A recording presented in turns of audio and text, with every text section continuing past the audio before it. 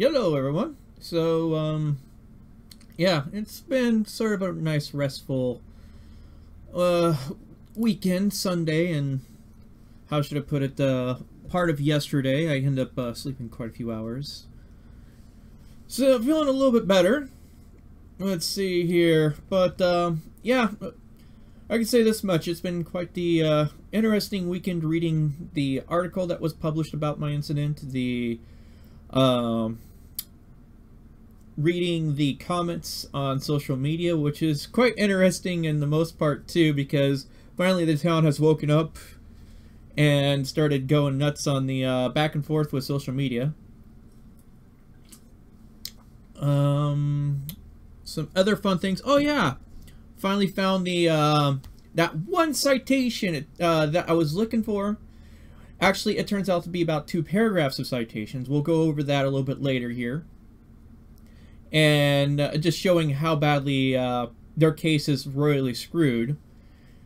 And it's going to come from a surprising spot. I didn't actually I did read through it in one of my case law readings, but it wasn't in the ones I thought it was. I actually had to go through a couple. I'm like, okay, which one was it? But I need to go ahead and sit down and go through and give a thanks for a bunch of people that have donated money in my thrown money in my direction during the time I haven't live streamed. Monkey83, you gave me $20 through Streamlabs, and you had this: get yourself a beer too. Much love and respect, Bunny Boots Inc. Thank you, Monkey, for that. And if you end up doing it through Streamlabs, the donation, you have a chance of putting in a message. I'll try to go through, if not too many events happen, I'll try to go through and read up, backtrack on the messages and stuff like that that happen offline. And if you have a chance going on, actually, what is my viewer count right now? Guys, if a few of you are maybe out and about or whatever, or you're watching on YouTube, right now I need a few more people to tune in on the Twitch side of things in order so I can unlock the affiliates goal. Right now, the only thing that's holding me back is having an average of 3 viewers for like a 30-month average. So right now I'm sitting at like 2, it looks like. So maybe another 2 people that hop in, they'll help out with that, and I will be able to help. Once I get that, I can take a look at the contract and see what is the advantages, disadvantages at going through Twitch for doing this kind of stuff, with the live streaming aspect for activists who might be out there and all that stuff. Getting back on track here, I need to pull up my email inbox here, and I'm not gonna be naming out full names or anything like that when for the people that donated through the PayPal stuff, because I don't want to accidentally put you out there. So if there's like a username or something like that, I'm gonna go ahead and give thanks to that. If it's you just gave a name, I'm gonna just like use a small portion of the name. If they have a name of Robert, I'm just going to call him Rob, for example. So let's go ahead and start looking. Let's see, a donation from News Now, Colorado. Thank you for a donation on that part of $12. Let's see, Hobby Monster, thank you for the $50 donation there. And as is, I get only so many bank transfers a month through PayPal to my main account that I do a lot of my transaction stuff with. But I will, the thing is I'll be moving the money as needed for when the bill, I need to make payment on expenses, stuff like that. And I might as well actually separate this out and put it to the side, so this way I can have the chat box going too. So this way I can see both. Let's see here. Actually, I need to sort of arrange this a little bit better. There we go. That works a lot better. I can see more of that. Thank you, Jace, for the $5 there for on PayPal. Let's see, did that? I'm sitting here. I'm having to go back and forth. Thank you, Kev, for $100. I'll make sure that will go to get me back online and all that stuff. Probably the first thing, because it looks like I got enough money there that I can, if I don't have anybody that tells me outright that they are sending me a cell phone to do some live streaming with, I'm probably just going to run over to Cricket Wireless or Walmart or something like that and get back and going for with a cheap cell phone, and well, see if I got to test to see if the cell phone will work with Streamlabs. So the cheapest one I can run with Streamlabs, and so I can have at least some sort of live streaming capability for while I'm out and about. And maybe well, I'll get up to that part here shortly. Thank you, Jose, for $20 donation. Thank you, Dan, for a $24 donation. And thank you, Rob, for a $20 donation there. I think I might have enough to at least get some sort, at least the live streaming stuff going with the amount of donations there. Side of things, which I think is more important at this point, especially since it seems live streaming is really made sure people have know about what happened to me right away. You guys got to see and respond in a decent reaction time to when the handcuffs were thrown on. You guys were making phone calls like crazy when I said make the phone calls, so that's pretty good. And we're gonna go a little bit more into that too. And then I need to look at my other email inbox here. What is it? And thank you. Let's see here. Thank you, News Now Phoenix. You sent me an Amazon gift card. I will probably use that to go and get a battery pack to be able to ship to me or something like that. So this way we can have extended live streaming time, depending on how much is on that. I don't know. I haven't cashed in the card. And on top of that, some of you guys have been doing an awesome job of going out there and doing research. I give credit for that. You guys are going out there looking at case laws and stuff like that. And I want to emphasize that in order to be good at this, or at least have a good idea, you need to do your legal research. It helps out quite a bit in all of this.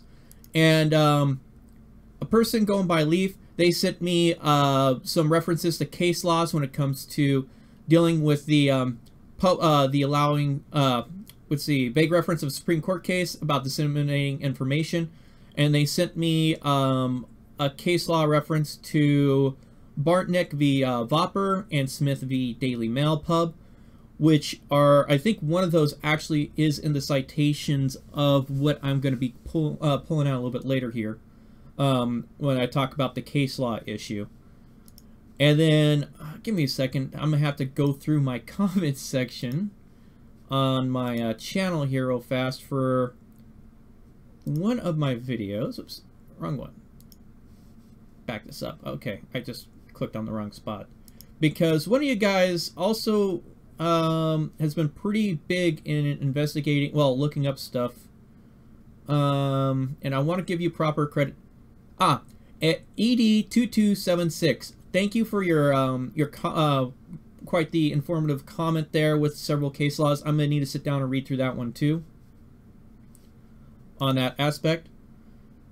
Let's see, I hope your back gets to feeling a little bit better. It is feeling a lot better. It took me, I started feeling quite a bit energetic yesterday, and I went out and did some errands I had to run and deal with, and all that stuff, and so I was out cycling, though when I got back, I was quite tired. Oh, and also on top of that, I just actually, this morning, I decided to go ahead and weigh myself, and I'm actually down in my target weight area. Keyword target. So you're all gonna get a love on that part. That pretty much last year I was sitting at just over 200 pounds. It was like 203 to 205 or something like that. I'm now back down to, I think it was 176. I'm in between the mark of 170 and 180 pounds, which is what I've been looking for. So just give you a heads up. I mean, getting out there and cycling and walking and stuff can do a lot of wonders for helping you lose weight, and also keep an eye on how much you take in for calories and all that stuff. Though I think probably 5 pounds of that had to help with the lockup food I had, the prison food, which I could barely eat. It made me want to throw up constantly. And when Sunday, I was like, you know what, I'm gonna go get a cheeseburger from Carl's Jr. there. I was like, I need some mood. I need to get this pushed out of my system, and I went and had a double Western over there. Is this live without a net. Yes, this is a live stream. There is no delay except for what is caused by the equipment. So if you're asking questions or whatever, I will try to answer them. How will chat history affect your arrest? We're going to get into that, actually. This is going to be part of why Springfield has bigger problems. And so, let us go ahead, after this little lengthy 15 minutes of introduction, thank yous, and all that stuff. Let us go ahead and get started on the news and reporting of information that is going on. So, let me, I'm going to readjust this window here. And where's my chat? So I could pull it up alongside and get this properly sized for that. Oh, hello, Japan. You know, I've been looking at streaming to Nico Doug, but there hasn't been a Streamlabs plugin to allow that chat to be linked up, so I got to figure out maybe how to work that in. But I do like Nico Doug setup and all that stuff, and their financial model is pretty good. Also, the music we listened to for the intro is by Technoax, and the specific one was called Up Against the Wall. I figured it'd be a good one for this. Now, let us have some fun. Let's go ahead and look at the news article that is about me. Complaints over video recording outside Springfield public buildings lead to an arrest of a Eugene man. And at first glance, it actually looked fairly reasonable and all that stuff, but it is very telling because they quote a lot of the police department more than they, I'm not sure, Felipe was actually the go-to on getting information. And we'll just go ahead and go through this. I'm going to respond. A man who had raised suspicions by video recording public buildings in downtown Springfield on Thursday live-streamed himself being arrested by police, which led the people from around the country to flood the Springfield Police Department with phone calls. Officer arrested David Werner, 31, of Eugene after he recorded people at a post office, school district building, and city hall. School district building.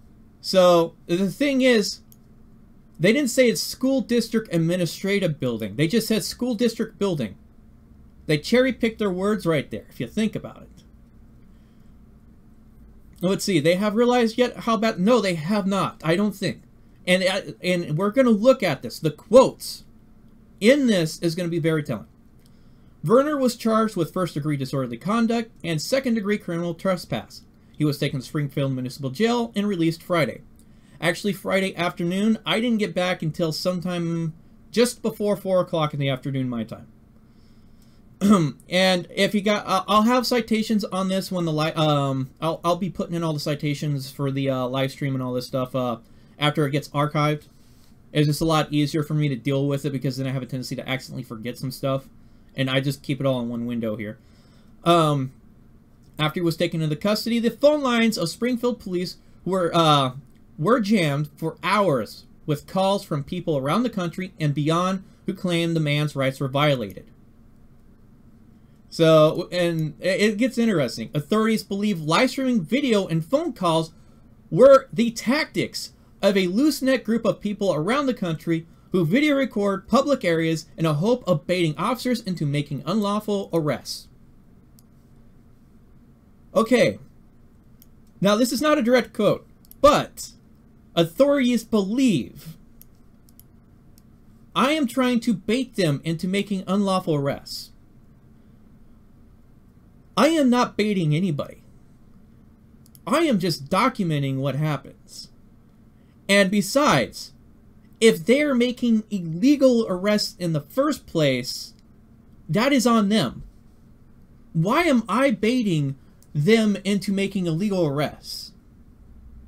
Shouldn't they know better to make an illegal arrest?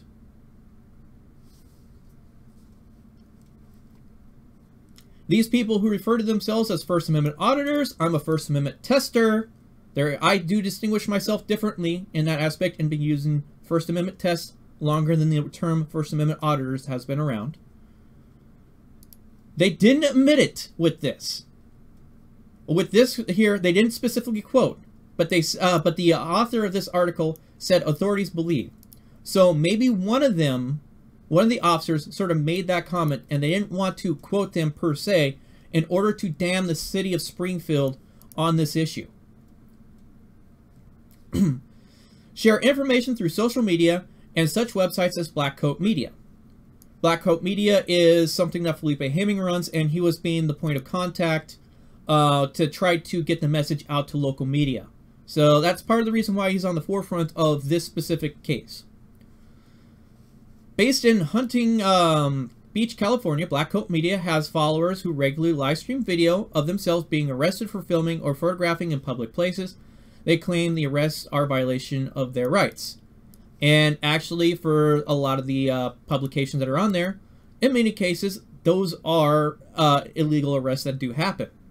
And as is, Felipe Hemming's wife, who runs the Hemming legal firm, is representing quite a few people over in California who had their rights violated, and there's current civil cases ongoing over this issue.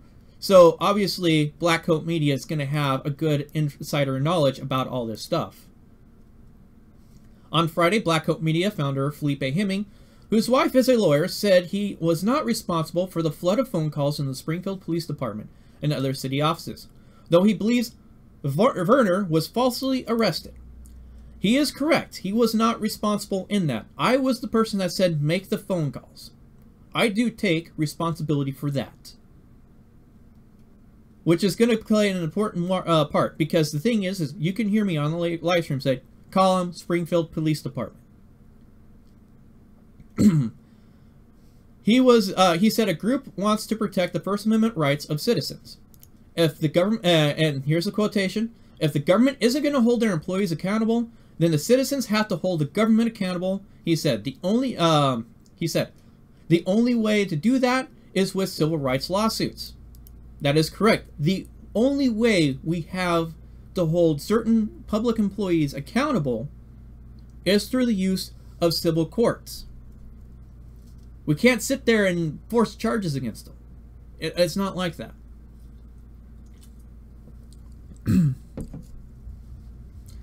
So, anyway, continuing on.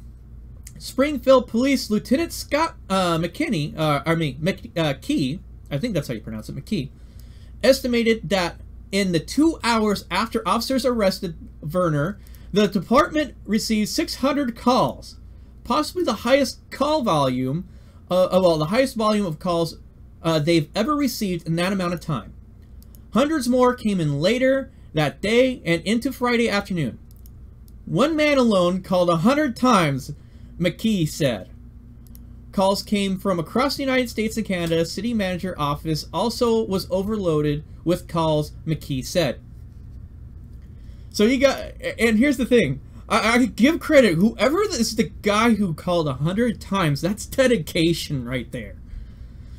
That is quite the dedication, but it just shows you how many people are involved in this, well, who are following and want to participate in some form or fashion. Not everybody has the capability or has the ability to get out there and do the filming. They might have families they have to worry and protect. They might have financial obligations they have to protect, because this can cost you your job, going out there and doing this filming. Because the police will retaliate. Supporters of police will retaliate. Supporters of government officials will retaliate. We have seen this happen many times in the past year alone. And it's been increasing too in the frequency, or at least documented frequency. Maybe it's because we're able to better document, more people are getting informed about the ability to go out there and film what they can and can't film. It's hard to say. But I want to think in my mind, it's because more people are becoming informed, more people are documenting and getting out there and recording their interactions with their government officials and government employees and stuff like that to make sure things are going proper. In reviewing their in which case they're putting in, this is quote from McKee here, Black Coats Media website, it seems like their end game is to cause disruption at police departments that choose to arrest, and of course in here with parentheses, their members. McKee said, "No, I'm pretty sure people are calling because they're not happy the fact that you arrest their members for conducting lawful activities. And yes, bubonic plague, the city is butthurt, very butthurt about this. And you're going to learn more about why. Because I have tripped over quite the number of rocks in this field that I am plowing and just trying to uncover and overturn some of these nasty, bad police officers and bad government officials. NJ Diver. Better call Mr. Hemming, advise him of the situation, and leave local PD phone lines open for Mr. Hemming to call." And NJ Diver, I agree with that to a decent extent. Maybe next time when I say make the phone call, make sure you notify him. But I cannot stop people that are gonna call up the police department anyway, and people will do that. You can sit there and tell a herd of cats to do one thing, and they're gonna do the completely opposite thing. And that's what it is when you're doing this. When you're doing not leaderless movement, but when you got a group of people, you're herding a group of cats. They're gonna do what they want. You can advise them on what they can and can't do, but if they really want to see the world burn kind of thing, they're just gonna do whatever the hell they want. This whole thing makes me think of the same argument on AR-15s. Yes, and if you watch the strategic non-compliance stuff, me and Mike Bluehair have commented about how a lot of the stuff that they're going on about the AR-15s and assault rifles and stuff like that is a bunch of BS, because it wasn't a failure in the fact that someone owned the firearm. It was a failure in the fact that the police department and law enforcement agencies and medical health professionals did not properly deal with that situation in Florida. In fact, oh yeah, they bring up Florida in this article too. Okay, let's go ahead and continue. And as soon as he was arrested, while we did not realize he's live streaming, they already collected the Springfield Police Department number and were poised and ready to alert viewers that his rights had been violated and to call. Here's the thing. Is it a crime for someone to have a phone number stored for the local police department where a live streamer is currently active in? Or for the emergency, the dispatch, in case maybe some medical issue happens there? Maybe, let's say, a good example, Ice Poseidon. He was actually in an area where a lady was stabbed. And he was the first one making the phone call, and probably his supporters, about the situation so she can get medical help. What if something happens to the live streamer where he's incapacitated? Is it wrong for his viewers to have the local numbers for where they're active at, to be able to call for help if need be? Some food for thought on that issue. There is nothing wrong with that. I mentioned at the start of the live stream, I'm in Springfield in Oregon. So people were able to go ahead and get those numbers ready if they wanted to, in case something did happen. I did not want anything to happen. I wanted a boring video. I wanted to be able to sit there and speed, double speed or whatever for the time that I was there, except for maybe the occasional interaction, and then that would be it. And in fact, my channel is full of those kinds of videos when I go out there and do First Amendment tests. More so than the ones that actually have exciting, interesting interactions. Now here it gets the fun part. We involved the FBI in our investigation under the theory that this is a planned interruption of public's ability to access us in emergencies, McKee said. Follow up, the phone calls disrupted the ability to use the department's non-emergency phone lines. However, the phone calling campaign did not prevent police officers from responding to people who had called to 911 for help.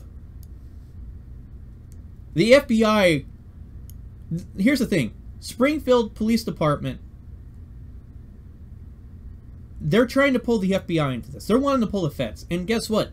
I'm pretty sure there is some federal organizations being involved in this. I've been getting some information from a few sources stating that there is federal organizations getting involved in this case. To what amount can I speak about it? I don't know. But if I'm allowed to speak about it after going through all the records that are involved that they're going to be pulling on me, and I'm going to have access to, we'll see. We'll go ahead and see.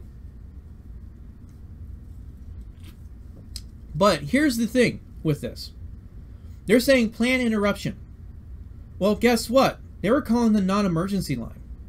So they can't actually be interrupting emergency services. That is the reason why when we call, well, when we say do the call flood, call the non-emergency lines. We don't want to interrupt the issues for access to emergency services during an emergency.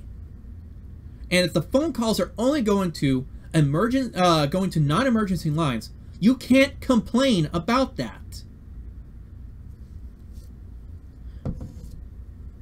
So there's no case right here, but chances are the FBI will definitely be looking into it, because us First Amendment auditors, testers, cop watchers have been a thorn in the side of law enforcement and government officials for a while. And we're just growing in numbers. Quite fast, actually. Let's see. Wow, I just realized, Claudia Sierra, I just realized only a handful of videos in my whole state. I think I really have to audit more now. Yeah, there it is. And there's several states that need people that don't even have anybody that's out there filming. Let's see. AA as well, Supreme Court. And then someone mentioned something real fast. Let me take a look in my chat box for, I think that was on here. I've been here. Look up the Smith-Mundt Act of 2012 to 2013. Let me go ahead and what is it? I'm gonna go ahead and just put this in the search here, and we'll take a quick look at that shortly. Let's see here. The police incident started about 1 p.m. Thursday when a man later identified as Werner was reported to be filming behind downtown Springfield U.S. Post Office with a video camera. Nothing illegal about that, but here's the thing. They say behind. Well, actually, no, it was on the sidewalk there. Werner was wearing sunglasses, a hooded sweatshirt with the hood pulled up tightly around his face. That is incorrect. Actually, it wasn't tightly pulled. My beard may make it look like it was tightly pulled, but it wasn't. Around his face. McKee said. So we already got them on one big false statement right here. Or at least one lie. Let's see here. He was carrying a handheld camera and wearing a body camera. No, I was not wearing a body camera.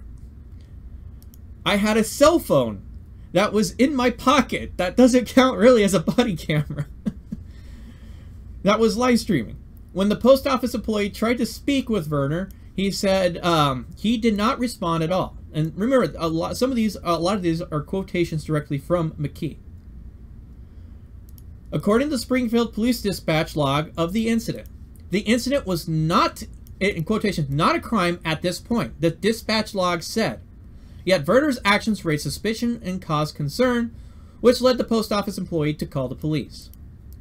Not surprising on that part. But, I mean, people will have fear, get worried, make the call. And the thing is there's something suspicious.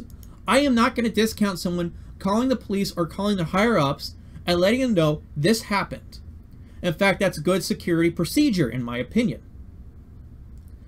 An officer arrived while Werner reportedly filmed the loading dock of the post office and postal employees. Werner allegedly refused to respond to the officer's questions, and he walked away from the officer. Here's the thing. I have every single right to talk and not talk under the First Amendment and the Fifth Amendment. 3-minute plans. I think those guys were around during the second. Okay, I'm not sure what that's all about. Let's see. Call floods prevent the accused lawyer from getting through. Well, I don't have a lawyer yet. I'm getting assigned a public defender, NJ Diver. If I actually had a lawyer on speed dial kind of thing for that kind of situation, yes, it probably would, but I'm just not in a situation where I have the money to throw down on a retainer fee to have a local lawyer. Bunny Lives Matters. That is a good one. Yeah, I love that one. I've been here. Pocket ride. Yeah, you guys were doing the pocket ride. On a scale from 0 to 100, how scared were you? Officer, put the fear or threat on the record. And California, the California Citizens Watch, call floods work. My video proved it. Yes, there are situations where the call floods can work. And as I stated, it is a double-edged sword. It can work for you just as much as it can hurt you. And in my case, it hurt me. It came back and sort of hit me on the short term. On the short term, in my opinion. We're going to see how this affects on the long term.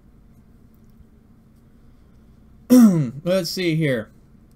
Postal employees were asked to call police if Werner returned, according to the log. About 15 minutes later, Werner was reported by Springfield School District staff to be videotaping the district office from outside the building. Werner allegedly recorded students who were in the building at the time. Now, in my Saturday's live stream, I have pointed out this building was still under heavy construction in August of 2017 when a Google Street View car went through. I showed you the pictures of that. And from my statements and testimony, I did not see any students within the building. I've only saw adults. The only potential person that could be a student is someone wearing plaid, a plaid-like winter shirt in the interior of the building working on something that you could barely see through a second window. And as is, that second floor was still under construction at that time.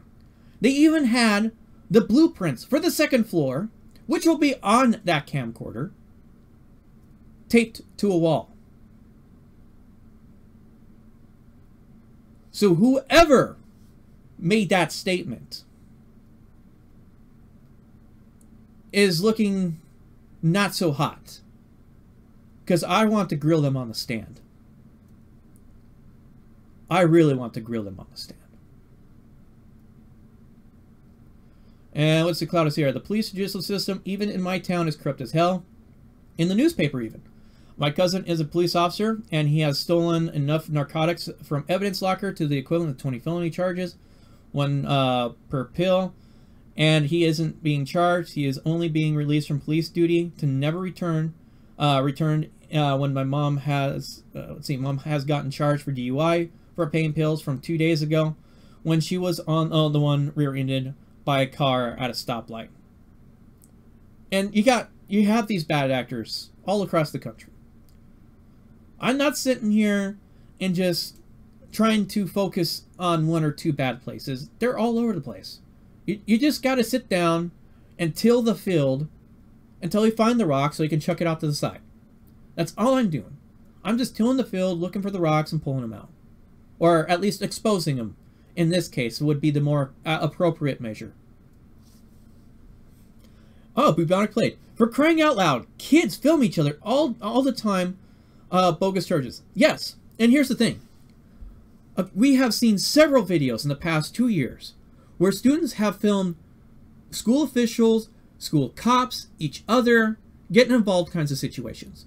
As is, it is not illegal to film students or kids in public places or in places where they're allowed to be at. That has been pretty well established at this point. If I'm in public and I film a kid, it's not illegal.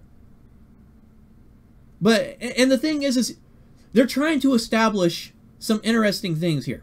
And I'm gonna be adding more to this. As I said, City of Springfield has bigger problems. Okay. When police arrived, Werner was on the Sky Bridge outside Springfield City Hall, videotaping the doors and windows of the building. McKee said, Springfield City Hall. Springfield City Hall. Was I filming a school? No.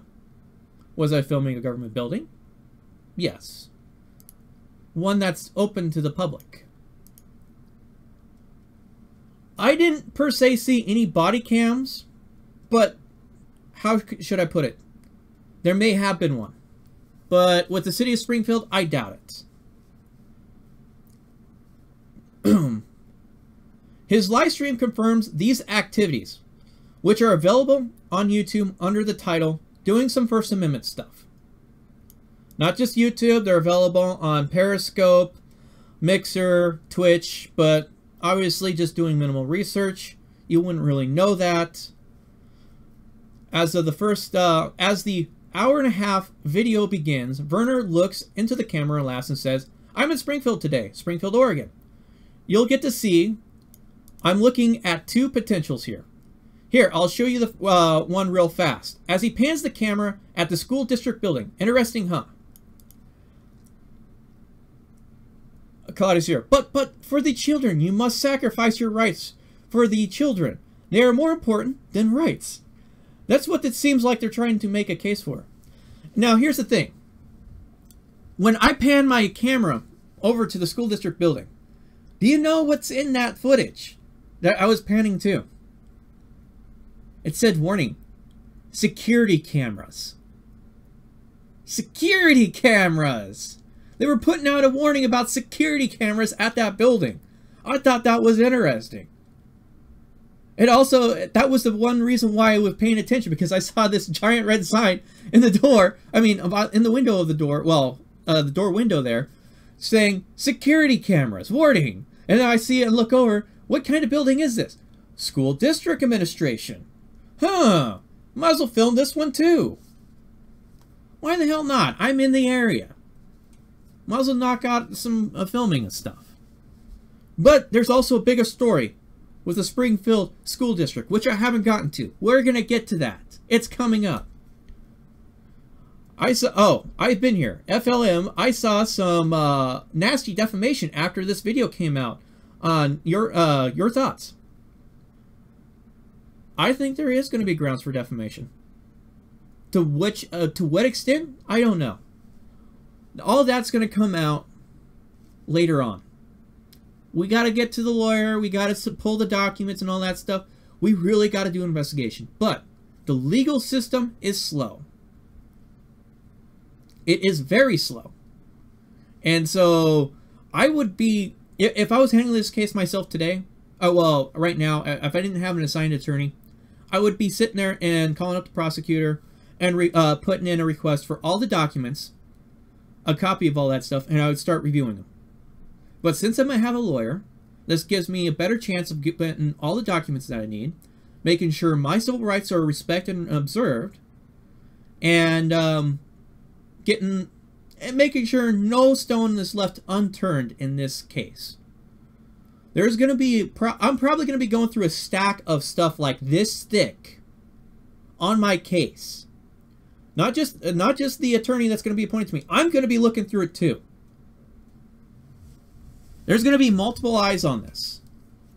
And we're going to have, and I'll be letting you know what it looks like. And Will Blankship, yes, I heard about News Now Patrick is in jail. He was arrested. I saw a little bit of the video. Now, I'm not sure what is his entire situation, but how should I put it?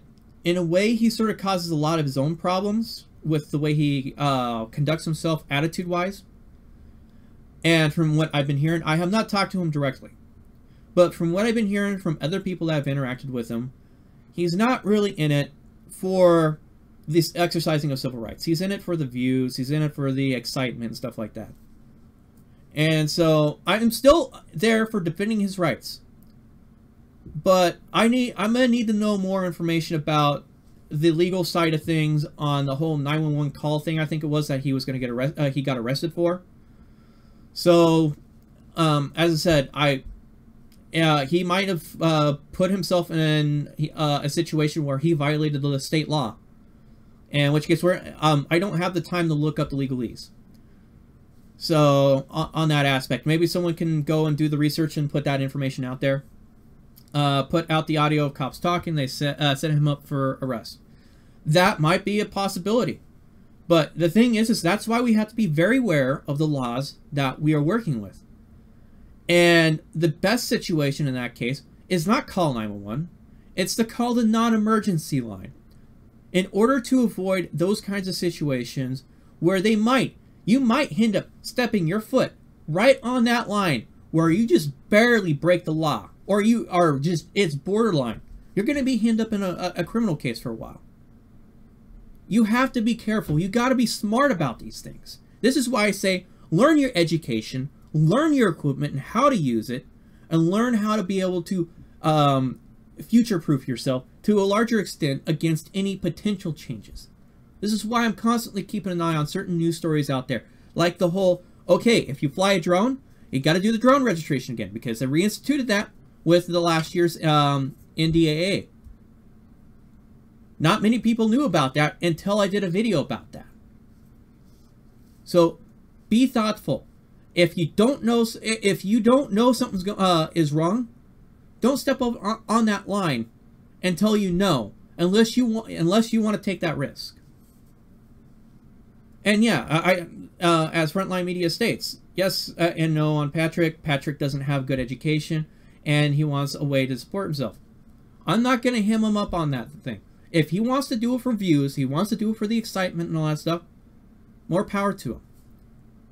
But the moment he steps across that line and breaks the law, and he gets charged for it, there's only so much we can do to help him in that aspect. And as I said, I don't know for certain if he broke the law in that situation. This is why, I mean, me and the others say, call up the non-emergency phone numbers. Don't call 911 unless there is a strict emergency. Like, maybe someone's in need of medical attention. 911 is for emergencies. If you got a dispute with an officer on scene, use the non-emergency line, please. It's going to save you a lot of headache in the long run.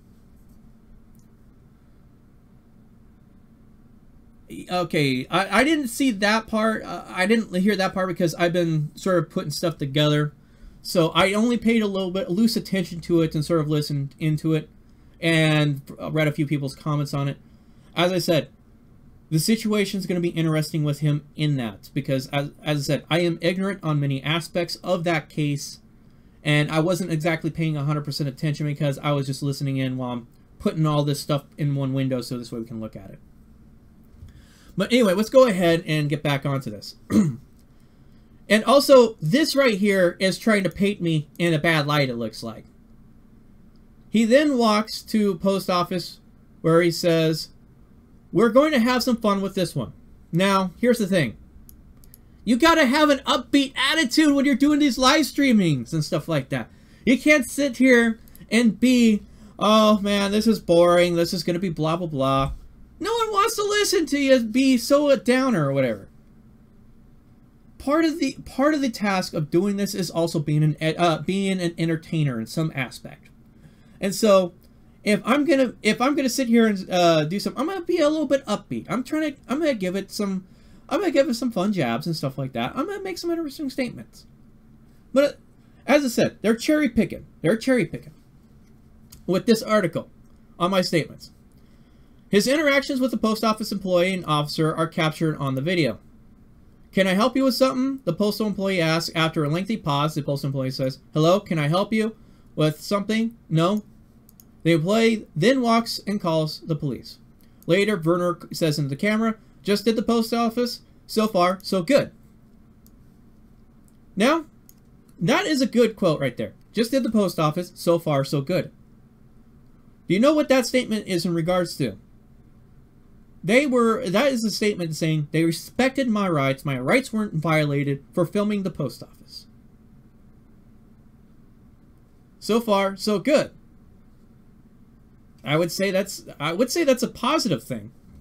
Werner returns to the school district building, which refers on the camera as his next target. quotation marks, and remains for some time filming the doors and windows. Remember how I said I hit my target weight that I've been aiming for? A lot of us use the word target in everyday life. Whether it be, okay, I'm playing video games. I'm going to get to the target so I can do X, Y, Z. Okay, I hit my target weight. I hit my projected targets for my work evaluation. I hit my projected targets for accomplishing this. I got my target goal out of the way. There is many analogies using the word target in everyday life. People use it, especially in English literature. I'm on target.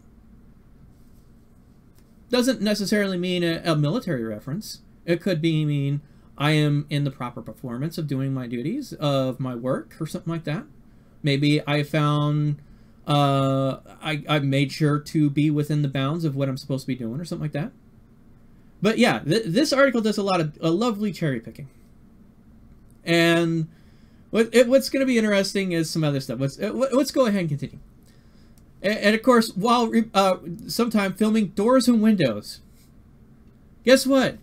Doors and windows, if I can see through it, it doesn't mean it's protected for privacy's sake, especially if it's a government building.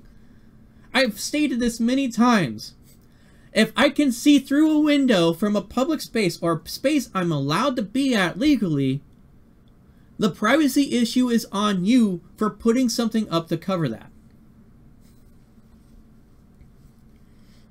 Meanwhile, someone who was watching the live stream wrote in the video chat room, I am no stranger to watching live streamers get arrested. I hope the content changes from filming walls and windows, though.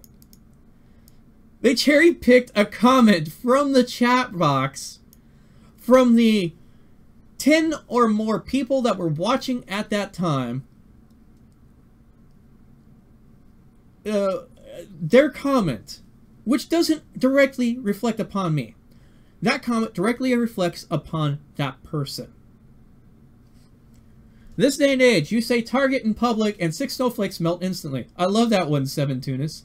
Dang it, I'm stuttering. Yeah, I guess that would be stuttering or fubbing my words. Eventually, Werner walks to street-level parking lot under City Hall where police approach him. Werner's face is obscured by a sweatshirt, hood, and sunglasses, and he is wearing military-style backpack. He is refusing to talk to police. Now, here's the thing. It was cold that day. I was wearing sunglasses for 2 reasons. 1, the sun was out when I went out on my bike. 2, those sunglasses also help reduce glare from windows, so I can see what's going on. And also glare from other things. Like, let's say the light reflects off of, sunlight reflects off of a windshield or something like that. It's not going to affect me so badly. Also on top of that, those are my favorite pair of aviators, which are now gone, unfortunately, because I can't find them. I think someone stole them when I accidentally left them at the store yesterday. Thank you, Springfield Police, for disorganizing my backpack, because I didn't realize that they were in the wrong spot. So yeah, I'm out of my favorite aviator sunglasses, prescription sunglasses, needless to say. Also, they're gone, but yeah. They're a really good set. They're shatter resistant. They're up to the part where I can use them as safety glasses. I love those things. I had those things for since 2011. That's when I got them. And so, is there a constitutional right to resist unlawful arrest? I'm iffy on that one. There's a whole bunch of stuff. I'll comment a little bit later on that. But the thing is, they were no big, they're nothing that you would see uncommon on a sunny day kind of thing, or a day when you had the sun out. And I just didn't want to take them off. And the thing is with that aspect, I'm hiding my face. No, I wasn't hiding my face. It was cold out. I had a beanie hat and a sweatshirt hoodie over my head because it was cold out.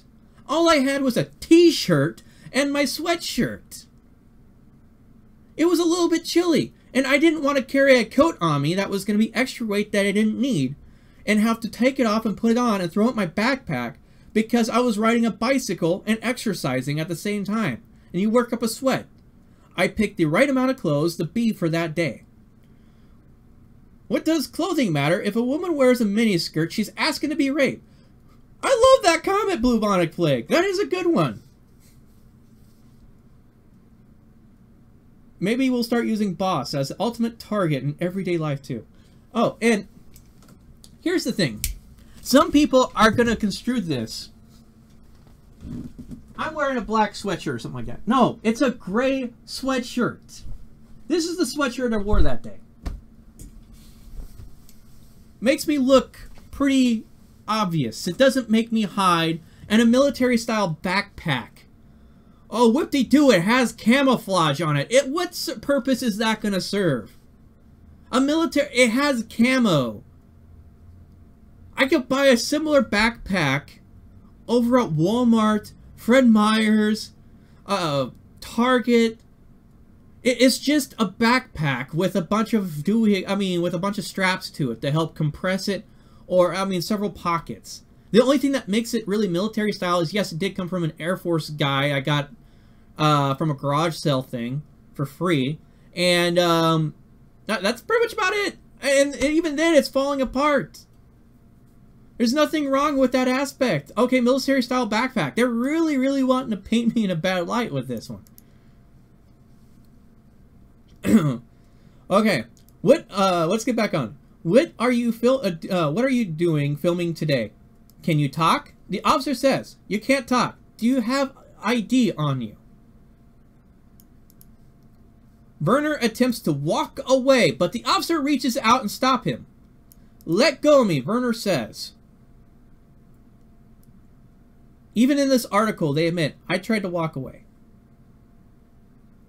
I wasn't interested in a confrontation with them. I just walked away. Is it illegal to walk away? They never said I was detained. But they made sure, because they stopped me from leaving, they officially detained me at that point. Where is Speedo and your cameras? Oh, that would be even funnier. Yeah, maybe I'll do that. But I don't want to scar people doing that. I have a rucksack. Can I not carry it in public now? Yeah. What if I was using a rucksack as a backpack? Would that be a big issue? You could buy those at military surplus stores. Those are great for carrying a lot of shit. They're very rugged, too. Claudia Sierra, people are obsessed with using military style as an argument on everything these days. That is correct. That backpack is no more military than a backpack I can purchase anywhere else. If I wear a skirt, you guys would. Okay, let's get back here. Let's see. So you do talk, the officer says. The officer and second officer who arrived and attempted to ask Werner why he was filming a school. They tell him that people have complained about his activities. A school. Now we have hard evidence from my live stream, and there's going to be hard evidence on that camcorder and on that 360 that I was not filming a school. And I have learned a block and a half south from where I was filming, there is a school. But it did not, if I did film it, it did not become a focus of my filming. If it was even in my frames. I don't even know. It may be on the 360 frame, but guess what? The 360 camera is designed to capture everything in a giant sphere around it. And on top of that, my camcorder was only focusing on certain things, like some of the staff employees' movements inside the building. I don't know, the signs around, in and around the building itself. But at no point was I filming a school that had kids from what I could understand. Because that building is labeled School Administrative Building. It's still under construction. As of right now. Why would you have a school happening, be in session in a building that didn't have all the walls on it in August? Food for thought. I can understand if it was a repair or something like that, but this doesn't look like a freaking repair. It looks like a construction site. On that. Warren v. District of Columbia. Hold on, I'll put that in the search thing here. Give me a second. We'll take a quick look at stuff that you guys are throwing out there. Let's see here. Werner refuses to answer many of the officer's questions. He repeatedly says, "This is an illegal detainment, let me go." That's a legitimate quote right there. And also, yes, I did refuse to answer a lot of their questions. I have a right to refuse to answer their questions. McKee said Werner was arrested for disorderly conduct because he created alarm at a school district building where children were present. I'm going to need some evidence on that one. I am really going to need some evidence on this part. And even then, it's still not illegal what I was doing. The fact that, oh, I caused alarm for my presence is not illegal. That is on the people that reported it. I had no weapons on me or anything along those lines. I just had cameras. Oh, Dolemeyer. Yeah, you're getting to the good part here. It's going to be good. What Werner doesn't recognize is the suspicious behavior around schools is going to be reported and acted upon. Yes, it will be reported. I can understand. Okay, it's a good thing to report that. Document it. And acted upon. Well, if those actions violate someone's civil rights, then that is the wrong act to be doing. He said schools are already on heightened alert after Florida.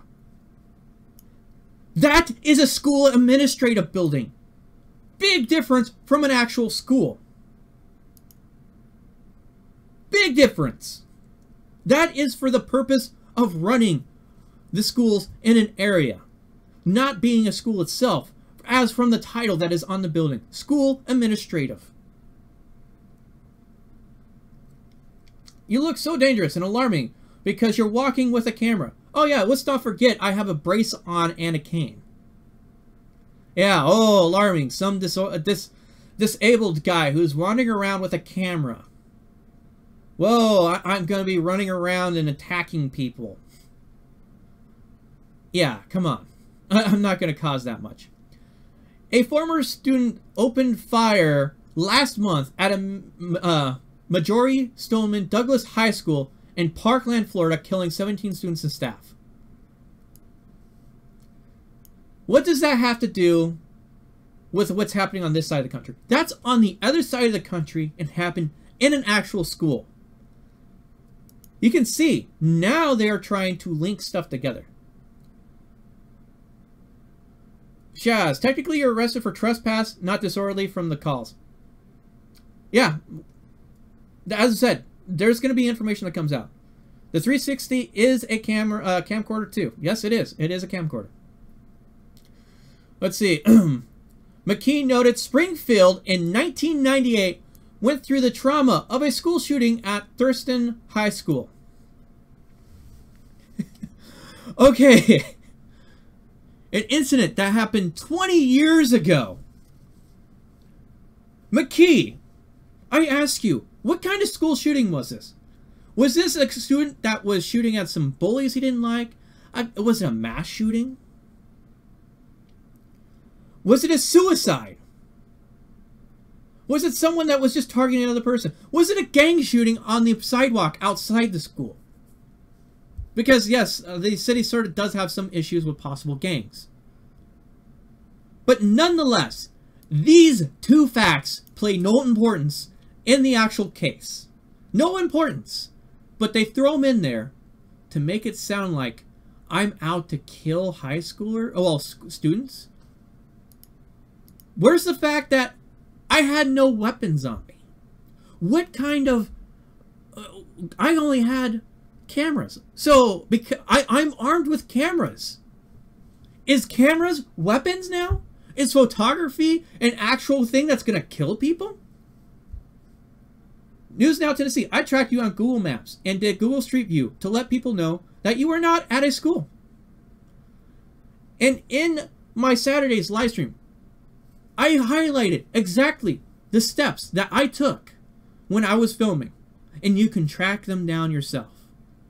I lined up where I parked my bike, locked it up, walked around the buildings, the exact route, and you can see that I wasn't actively going after and filming any schools. They need to demonize you so the rest of society will fear people with cameras. Tato 001, you're pretty accurate in that aspect. But here's the thing.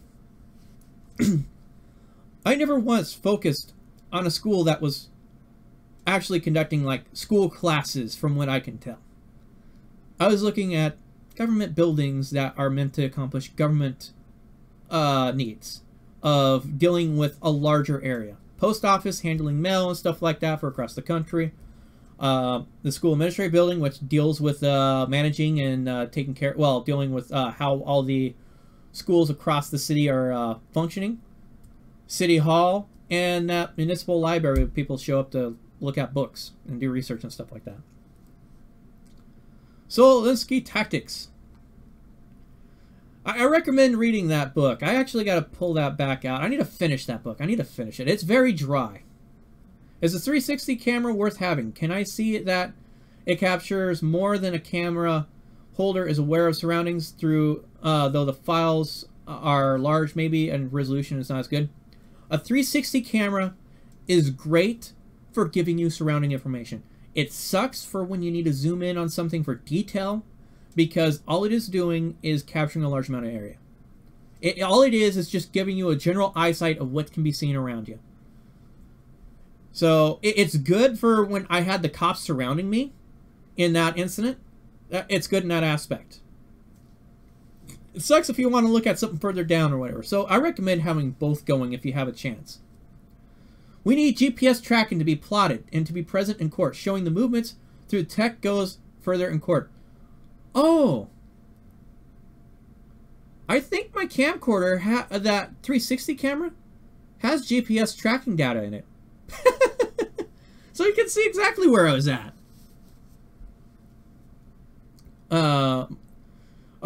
You're welcome, Max, for me reading a lot of stuff. Yeah, I do a lot of reading, and so this way you guys can have a chance to listen. And yes, I'm going to give my verbal banter and all that stuff. It sort of adds, makes it fair use in that aspect. Okay. No one has forgotten about that, he said. That's from McKinney. That was back 20 years ago. I'm pretty sure most people don't even remember the shooting 20 years ago. The students that were freshmen in that high school when that happened have families of their own. It's probably maybe something on the back of their mind. McKee, I would love to have you on the Kumite or something like that. Take you on the Kumite after this entire legal case is done and over with. I would love to do verbal blood sports where we argue with each other over this issue. Okay. I have to give Blackcoat Media the benefit of a doubt as they go across the country doing this. They didn't do their research, because clearly any community that has directly experienced a school shooting is not going to take any chances when there is a suspicious behavior at a school. Okay, here's the deal. Suspicious behavior is not the actual act of a crime. It just means it's suspicious. Suspicious behavior isn't illegal in itself. It needs to be linked with something specific.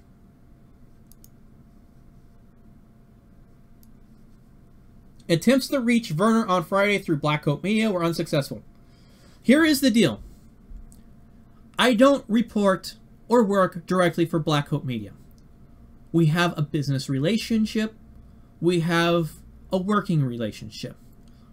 We work together on things that interest us both. Blackcoat Media mainly serves as a news aggregate when it comes to civil rights activists going around the country doing the filming and cop watchers. And here's the thing. You have the ability to get a hold of me.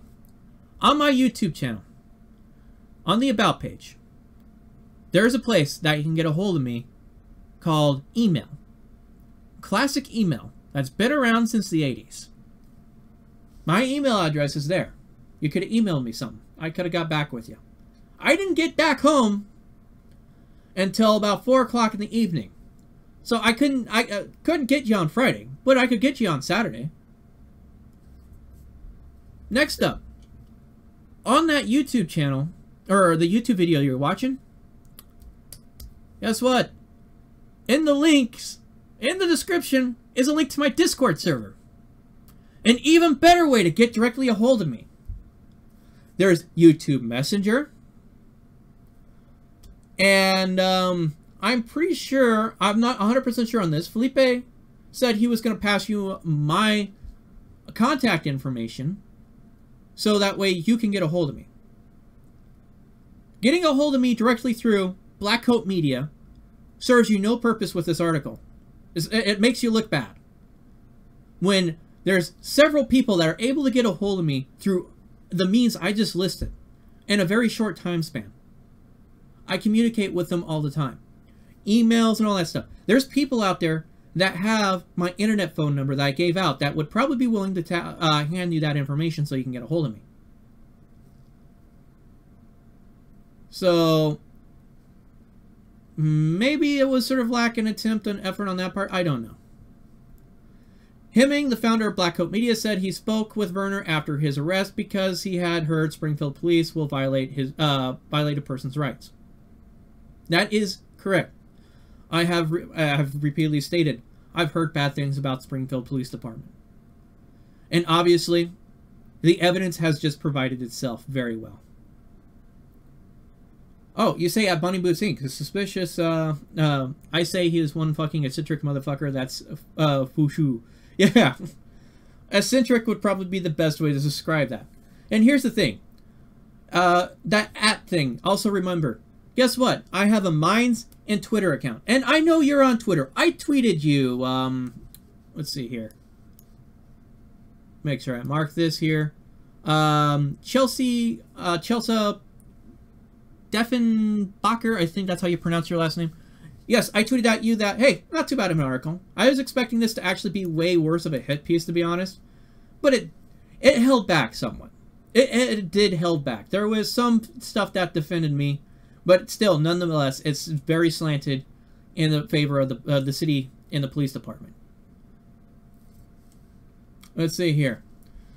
Let's see, where am I at? Founder let's see, violated person's rights. Hemming said Werner did not bait officers with his activity at the post office, the school district building, or city hall, despite Werner's comments that he was going to have some fun with this one. That is me just having verbal banter with my audience. A lot of people say stuff in live streams that you can easily take out of context and out of quote, or someone could be misspeaking or something like that. If you sit there and they record a good portion of their life. It's just like the more you drive on public roads and highways, the more likely you're going to get in a car wreck. That's just how it is. Government employees should have no expectation of privacy when they are working for the public, he said. I agree with that. And what should be added on this right here is working for the public in a public place. Hemming said filming children when they are on public property is not against the law. That is very true. They will need a site where it's against the law to do what I did. They need to bring that up. Where is in the law was what's illegal about me filming? Bunny Boots Inc. Your Honor, I have eccentricities that are beyond explanation. I have not found a way to effectively communicate all of them to everyone, so they feel safe around me. I love that, Real Genie. That is a good comment. I love that one. That is decent. Werner was not trying to disguise his identity by wearing sunglasses and a hoodie. Hemming said, Werner is a disabled combat veteran who was trying to keep warm by wearing a hooded sweatshirt, he said. Very true. It was chilly that day. I was good with just wearing a t-shirt for a while there in the morning, but the clouds came in, cold front came in, it was supposed to start raining, and I threw on, and the breeze started kicking up, so I threw on a sweatshirt. And I put the hood up because I didn't want it blowing down the back of my neck as I'm standing there for 10, 20 minutes. Email has been around since the 50s with ARP. Oh, with ARPA? Oh, thanks for the educational max there on that. Sent it because it's exactly what the cops wanted. They monitor all the live audits. Bet they've been packing a setup for some time. You just wait there. They're used to. Yeah, without a doubt, they had my number. Especially when Robert West and Oregon Cop Watcher showed up in the area, and I popped out of the clear blue, filming them as a backup guy. I'm pretty sure they're familiar with me to some extent. Might have to pause and blow my nose here. Hemming said Werner would have been beaten by police. Oh, wait, hold on. Okay, yeah. Hemming said Werner would have been beaten by police like Rodney King if he had just been peering into the school district building windows and not filming what he saw. I'm not 100% sure if that would be the case, but that is a strong possibility with some of the stuff I heard. Let's see. Real Jingy at Bunny Boots Inc. Can you consider 18 USC Code 242 deprivation of rights under color of law? In it, it says someone about immunities. Discuss all of our immunities, please. I'm going to have to cover the 242, the 1983 and 1985 stuff at some point. It's going to take too long to cover all that stuff in this, what I got going today. I sent you some points on mines to get you some more. Oh, cool. Thank you on that there. I need to promote this on mines. Thank you for reminding me. I got to get on there. I'm not a big user of the mines. It's just a backup method, being able to put information out there. Why is it when cops assault homeless disabled veteran, the media is all over the cops, but when a disabled vet filming their illegal acts, the media is all over the vet? I don't know. News Now Houston's constantly contact because your face is covered. And he always has to explain that he is an old and it's cold out. Sounds like they want to make new laws. Yeah. The camera saved his life, Hemming said. Well, it definitely saved me from a lot of hassle to some extent. McKee said he and others at the department watched the YouTube video of Werner's live stream and read the messages posted in the chat room that were displayed over the video. This was planned event for him, and the outcome was planned. McKee said of Werner's attracting police attention. People in the chat room were already giving him donations for what he was doing, and that's where we come to the behavior that disorderly conduct because he's causing public annoyance or alarm. That is incorrect. That is not the entire law in that sentence. I have, according to the law. Okay. Give me a minute here. Let me hit my stash over here.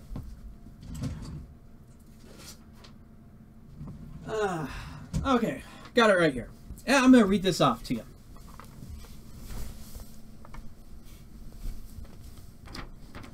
Creating a risk of public inconvenience, annoyance, and alarm by engaging in fighting or violent, tumultuous, and threatening behavior.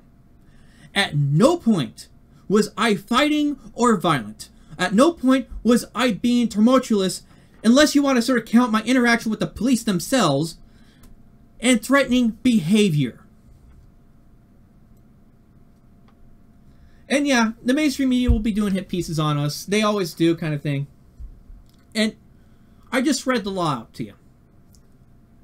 In this statement right here, he did not state the entire law. He's lying by omission. Lying by omission. He's not only creating a risk. He acted deliberately and suspicious, and school staff were right to call the police. I'm not going to disagree with calling the police. I'm not. It would be absurd if they didn't call. It was orchestrated and pre-planned. event. No, it wasn't really pre-planned. I had no intention of filming that school administrative building because I did not know it was there until I went past it and I saw that sign in the window. So that's going to be your word versus my word on that one. But I had no idea that thing was there. Well, that specific office, that administrative building was there. I didn't even realize the city hall was right there too. I knew about the courthouses, the police department, and the jail 2 blocks down the road. I knew where the post office was at. But I didn't even bother to look. I was just going to go and film that. I was thinking of filming the police station after that. But I decided to change my the thing. Let's see here. All info is out there for you. Bunny Boots Inc. It is a well-compromised site as well. Okay. Anyway, while wearing a mask or device or hood whereby any portion of the face is hidden or covered, as to conceal identity of the wearer.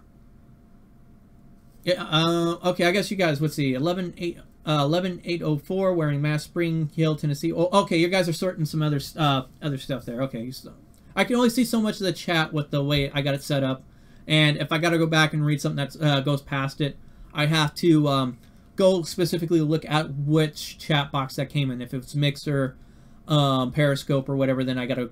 Well, actually, Periscope doesn't allow me to go backtrack. So, be Mixer, Twitch, and YouTube allow me to backtrack and look at the older comments there. But anyway,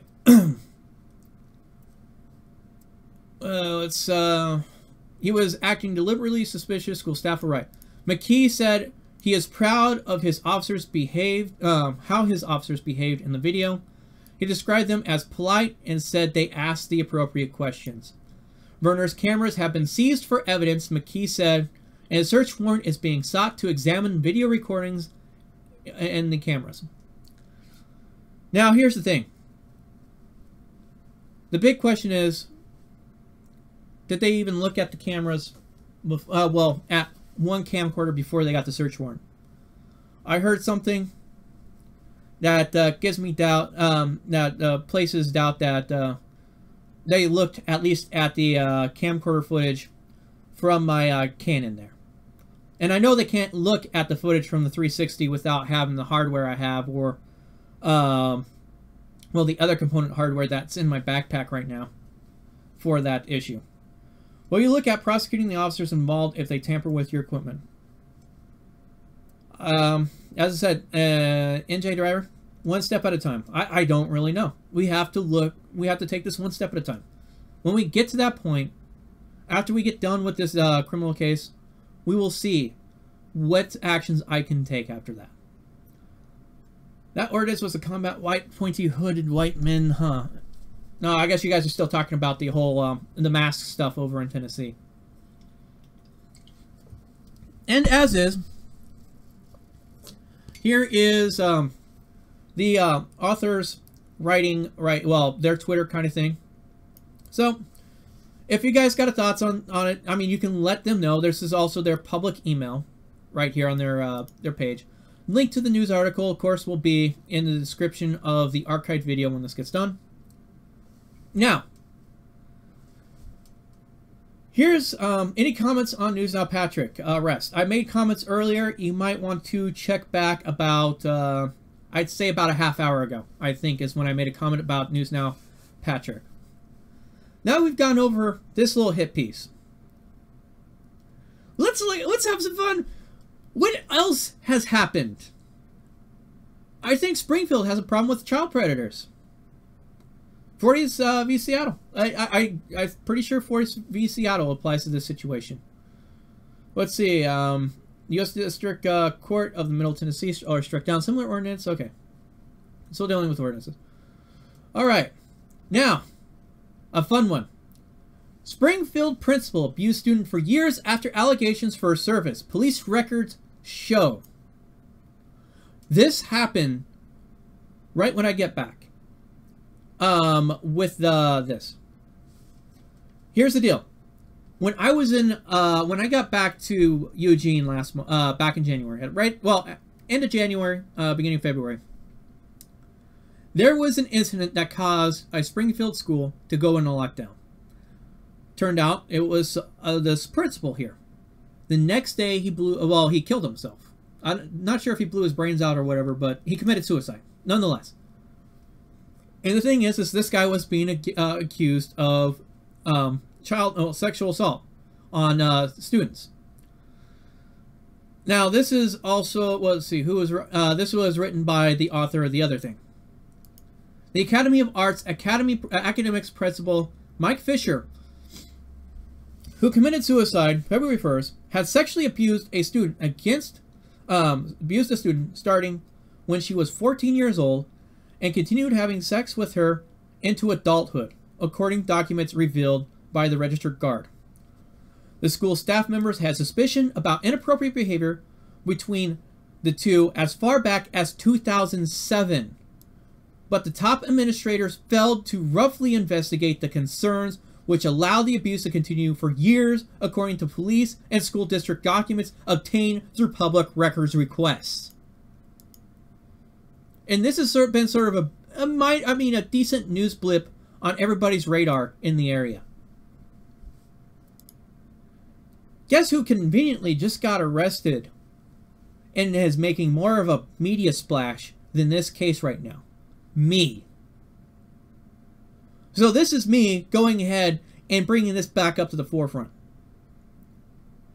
I was filming the school administrative building. So now I have a new reason to go back and film it. Oh, because guess what? Their failure to act on a school staff member who was sexually assaulting and raping a student. And they failed to intervene and do the right thing. Reminds me of the incompetence that has happened over in Parkland, Florida.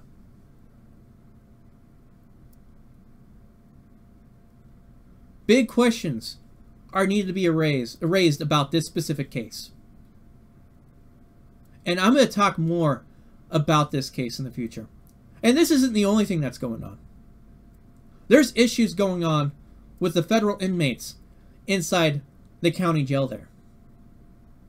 Something I haven't mentioned yet, but I'm mentioning now. That's going to be needing to be looked into also. There's a few things that I have uncovered. Turning over some rocks. And I'm finding some creepy crawlies that need to be examined. Anything to redirect from the school bully rapist. See, good, we were saving children from... Yeah, I'm just filming on a public area, and yet we got school officials raping kids. Or a school official raping kids that wasn't dealt with when the warning signs were there. Which one should take more precedence? I think that. Right there. Yeah, and Mark Sadler. We need deep pockets to have a war in court. Court is not cheap. It is very expensive. But as is, details of abuse came to light January 29th when an alert teacher at the downtown Springfield High School, also known as A3, overheard a student talking about a rumor that Fisher had been having sex with students. Keyword, students. Now the question is, was he actually assaulting other students besides the one that they reported on in here? There's your million-dollar question. The teacher reported the rumor to the Human Resources Director, who informed the school-based police officers, sparking a recent police investigation. The school district placed Fisher on leave January 31st. He killed himself the next day. The teachers told the officer she had suspicions for years about Fisher's interaction with female students, from one former student in particular. The officer reached out to a former student who reluctantly confirmed the suspicion. Mike Fisher took advantage of me from the time I was 14 years old. Yeah. Quite interesting. So, what a way to bury something. I think more investigating needs to be done. Why were the failures here done? I'm not going to go through and read this entire article. We already finished reading one of theirs. I'll have the citations available when this goes to archive on YouTube. But, yeah. Quite interesting. So, citations. Well, let's get back into the legal aspect of things. And I'm going to blow my nose real fast, so give me a second. Because it's building up on snot. It's been doing that. Pollen's starting to come out. The trees are starting to bud. Dang it. With this side, in case I need to blow my nose again. So, your continued justification that you will not be filming the school will be used against you, even knows that this causes disturbance. Well, we'll see. We'll see. All right. Now, here's something I covered a while back. When did I put this out? I put this out December 20th. This is the case law for... what is it? This is the case law for Hawaii and the right to film. And I'm going to play the part that I read over that's going to be really good for citations to look at. Protection than the federal counterpart. Ooh, that's interesting. So you have more free speech rights in the Hawaiian state afforded by the Constitution. Quite interesting. So let us continue on.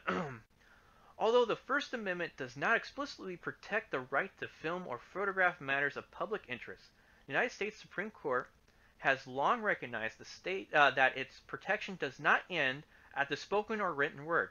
Texas v. Johnson, 1989. Okay, I'm going to have to definitely come back, and that's going to be a case law I'm going to want to look at right here. Part of the way I do the research, when I do researching, is when I'm reading through these case laws, keep an eye on when they cite other case laws from other areas or jurisdictions and stuff like that, and check those out. It's amazing how much you can learn just by going through and checking out all these other case laws. Okay, and they cite another one from Hawaii. Okay, another case law from Hawaii stating that First Amendment is broad enough to encompass those.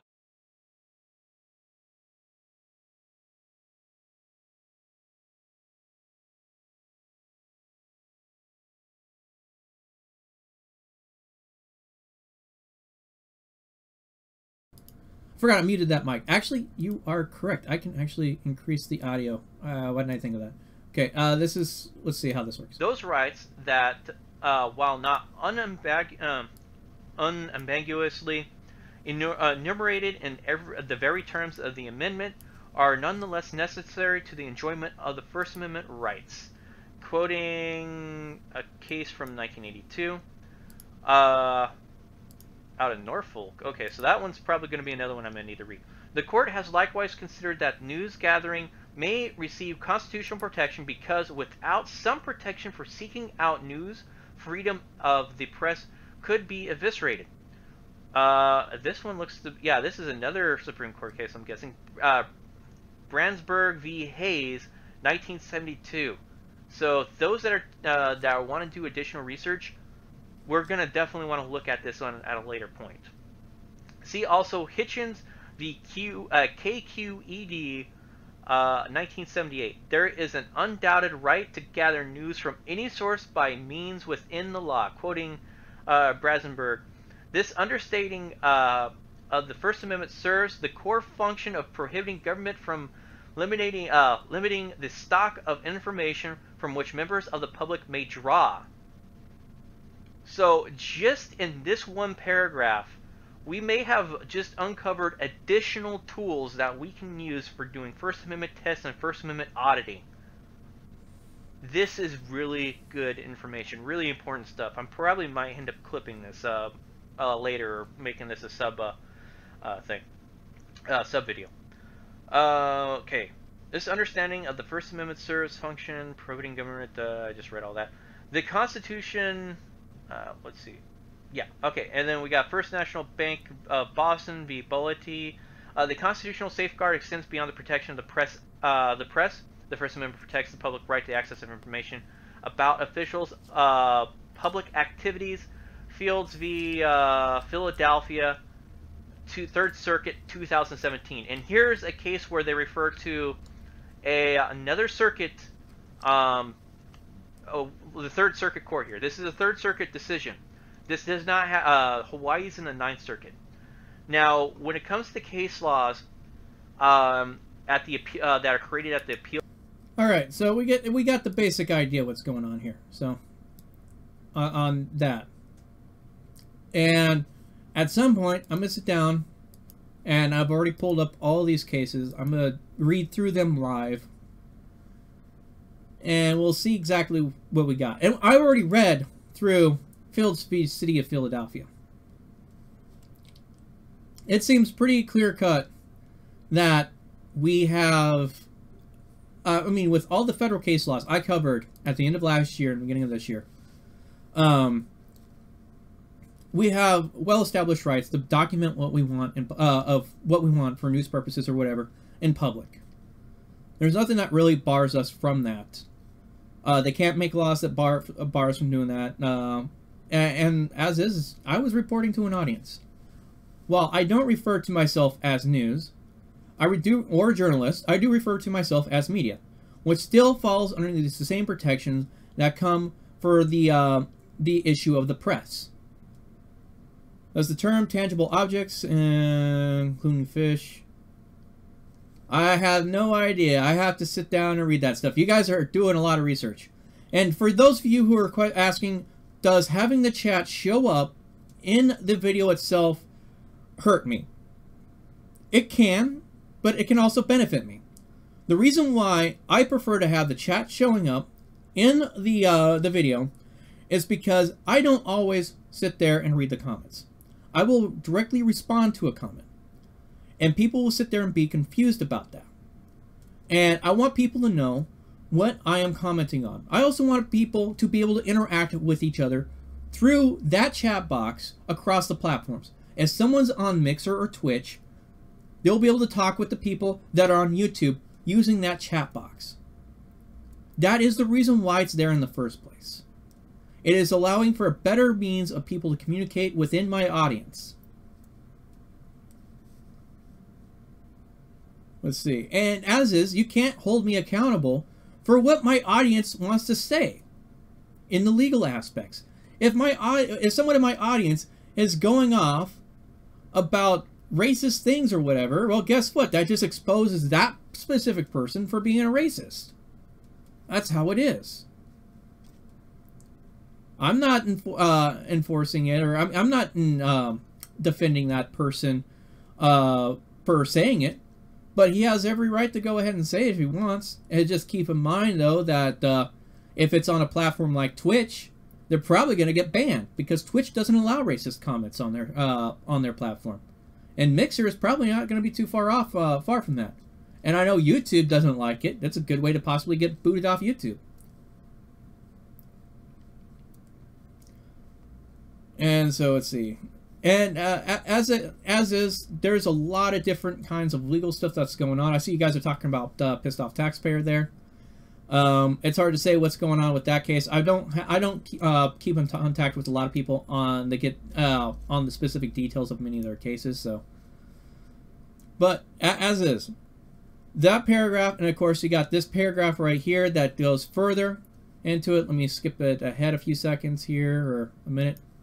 With the filming of police, probably got too much air in my stomach from all this talking. Continuing on. Based on the principles, numerous jurisdictions have held that the First Amendment affords individuals the right to photograph and film police officers in a public place. In Glick v. Cunniffe, for example, the First Circuit Court of Appeals held the filming government officials engaged in their duties in a public place, including police officers performing their responsibilities, is protected by the First Amendment. The First Circuit explained, gathering information about government officials and from that can be readily be disseminated to others serves as a cardinal First Amendment interest in protecting and promoting the free discussion of governmental affairs. Quoting Mills v. Alabama, 1966, promotion of free discussion of government operations is particularly desirable in the context of law enforcement officials because it may aid in the uncovering of abuses and have a sultry effect on the functioning of government and more generally. See also Gentile v. State Bar of Nevada, 1991, observation of disseminating information relating to the alleged government misconduct lies in the First Core Amendment. Yep, and I agree with you, Max. Make sure that it's not illegal to film schools, and that's actually going to be part of the thing. I'm going to be asking, where's the law? Where is the law that states it is illegal to film a school? And then, also on top of that, is it in compliance with federal case law? Federal case law. Most of these laws in that paragraph here, in those two the two paragraphs, are federal. Federal. Higher than state. That is for certain right there. So we got a ton of information. Thank you, Hawaii Supreme Court, for putting all of that in in two paragraphs, all that information. That makes it so much easier for a lot of people to do research and be able to defend their own rights. Let's see. I like finding questions to ask and take over the investigation for myself. Beware mouth. Yeah. Well, as I said, it's going to be interesting what kind of attorney I'm going to end up with and how they act. So, we'll see. I could be this attorney's worst nightmare, or I could be this attorney's best friend, because I'm willing to be very involved in my case. I'm willing to do the research, compile the data, and look for and put forward questions that are going to be needing answers that the government's going to have to answer. And as is, we already got one on this document right here. This document. Creating a risk in public.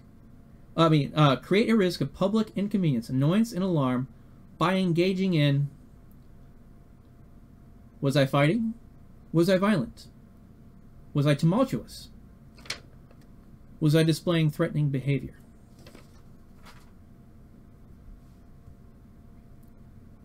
Four questions right there on one charge. And then what about the trespass? When was I issued a trespass order? When did I cross a sign that said I could not be there, that stated no trespassing? Very important questions that the police have to answer for. And the prosecutor or district attorney, whoever is wanting to push this one. I'm also going to be looking forward to seeing trying to record this entire case too. I'm gonna put in once I learn about all the court and all this stuff, I'm gonna put in the paperwork to have recording of my actual case documented, and so this way it can be published and put out there for you guys to be able to view and review, and maybe help anybody else that might find themselves in a similar situation in the future to be able to defend themselves in that aspect. Hey, Real Genie, the real question, were you feeling threatened? Between 0 and 100, how threatened were you in that moment, officer? Exactly. How threatening was I? Let's see, they tried to hem me up Friday with the same type of charges in Clarksville, Tennessee, along with 2 other auditors. Thank you for the information, News Now Tennessee, on that. Make sure you get, if it hasn't been already posted, you might want to try to get it posted. I'm free to go. As I said, I don't know if I'll have a chance to watch and look at everybody's videos where they're getting hemmed up. Spring is here. The trees are starting to bud.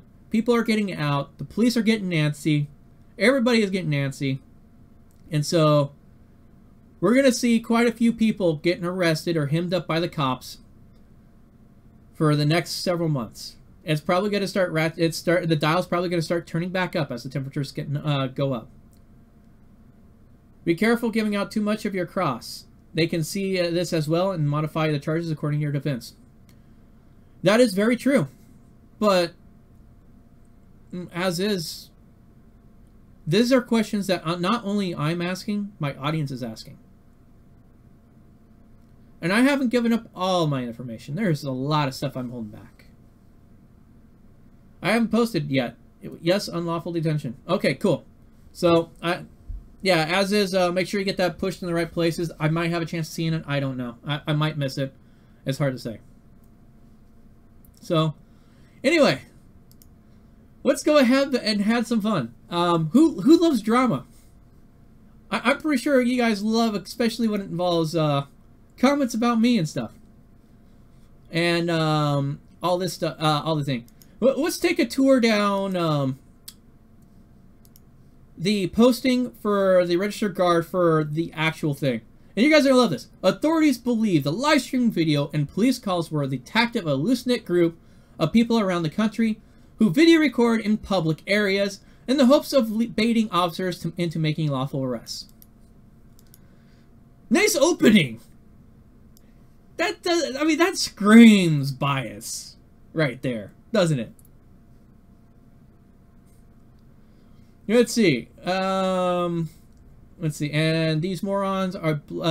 I bled for downrange, and I mean freedom, and all that. But sometimes I wonder what the fuck we let loose by fighting so morons like this can run around. Well, Jeff, guess what? I serve downrange too. You want to have a discussion? My Discord box is open. Take back their mistakes and unlawful activities if captured in a video. That is true. Another comment was, see, this started out as supporting. Good job, Springfield. You handled this perfectly. Now only Blackcoat Media, their disabled vet creeper, and all the other followers who spent 90+ minutes watching this unfold find something constructive to do with your time. Think how much good could be accomplished. I'm not criticizing how you're using your time sitting here and commenting on here. I'm offended. They think we are loose knit. They the calls show otherwise. Yeah, in a way, that is true. Let's take a look. Oh, Felipe here. Defending individual freedoms is not and liberty is not something constructive. We with Blackcoat Media believe otherwise. These public employees crossed the line and violated the rights of citizens and will likely violate your if you were to do the same. Pretty much, in a way, admits to it. I mean, the article itself is hard evidence of what they are saying about me and what they're trying to construe. I'm sure the FBI will release a new term for First Amendment activists, like they did with sovereign citizens, and label us a threat. Possibility. Something constructive, like spending hours watching television or wandering inside the a stall, shopping mall like a mindless zombie. Or drowning one's depression with alcohol in a smelly bar. Right, but going outside in the fresh air to film things our taxes pay for, and the people acting in our name with our material support, that is not constructive? That's a good... I love that one, Lawrence Street. That is a good one. Let's see. Hope your house is paid off, Colin. I guess they might not come for it, but your taxes will go up. Let's see here. Okay, here's another one. She didn't disparage disabled vets. Just this guy is trying to bait police into a situation to exploit police procedures. That can look less than friendly to those who have no concept or idea that the Leos deal with day in, day out. This was purely intended to provoke and create a media event. But the big question is, why do you care? It doesn't appear that you're a member of the local community. Let's see, sounds like he's a very good attorney. Felipe is not an attorney. He is just a reporter. His wife is an attorney. Okay. Okay. Leo deal with a lot of things, but reacting to the unusual by making up charges so they can cuff you and arrest you is what they do all the time. Only the stupid or ego-driven taking a bait. When officers use a bait car, it is great. When cops breaking the law is an event. Now Felipe Hemming, he's the guy that runs Blackcoat Media. Okay, let's take a look at this other one. This one generated quite a bit. Basically, he's being suspicious and refusing to explain his filming of school kids. Well, as I said, we're starting to look at the potential borderline defamation by the city. This behavior gives the police the right to detain him, at least until they can obtain sex offender status. No, that is incorrect. You cannot detain me until you obtain information of my sex offender status. He could have answered and saved himself a lot of trouble, but he wanted trouble. Wanted the trouble. Terry v. Ohio pretty much establishes quite a bit, and it's backed up, of course, with Brown v. Texas. Let's see. Hey, baby, and everyone. Hey, pissed off taxpayer. We're having some fun with the drama. We already covered a news article about my arrest, and we looked over some important legal stuff that I have fished back out of memory hole, and pointed out what the future is going to entail for some content that I'm going to be producing. Let's see here.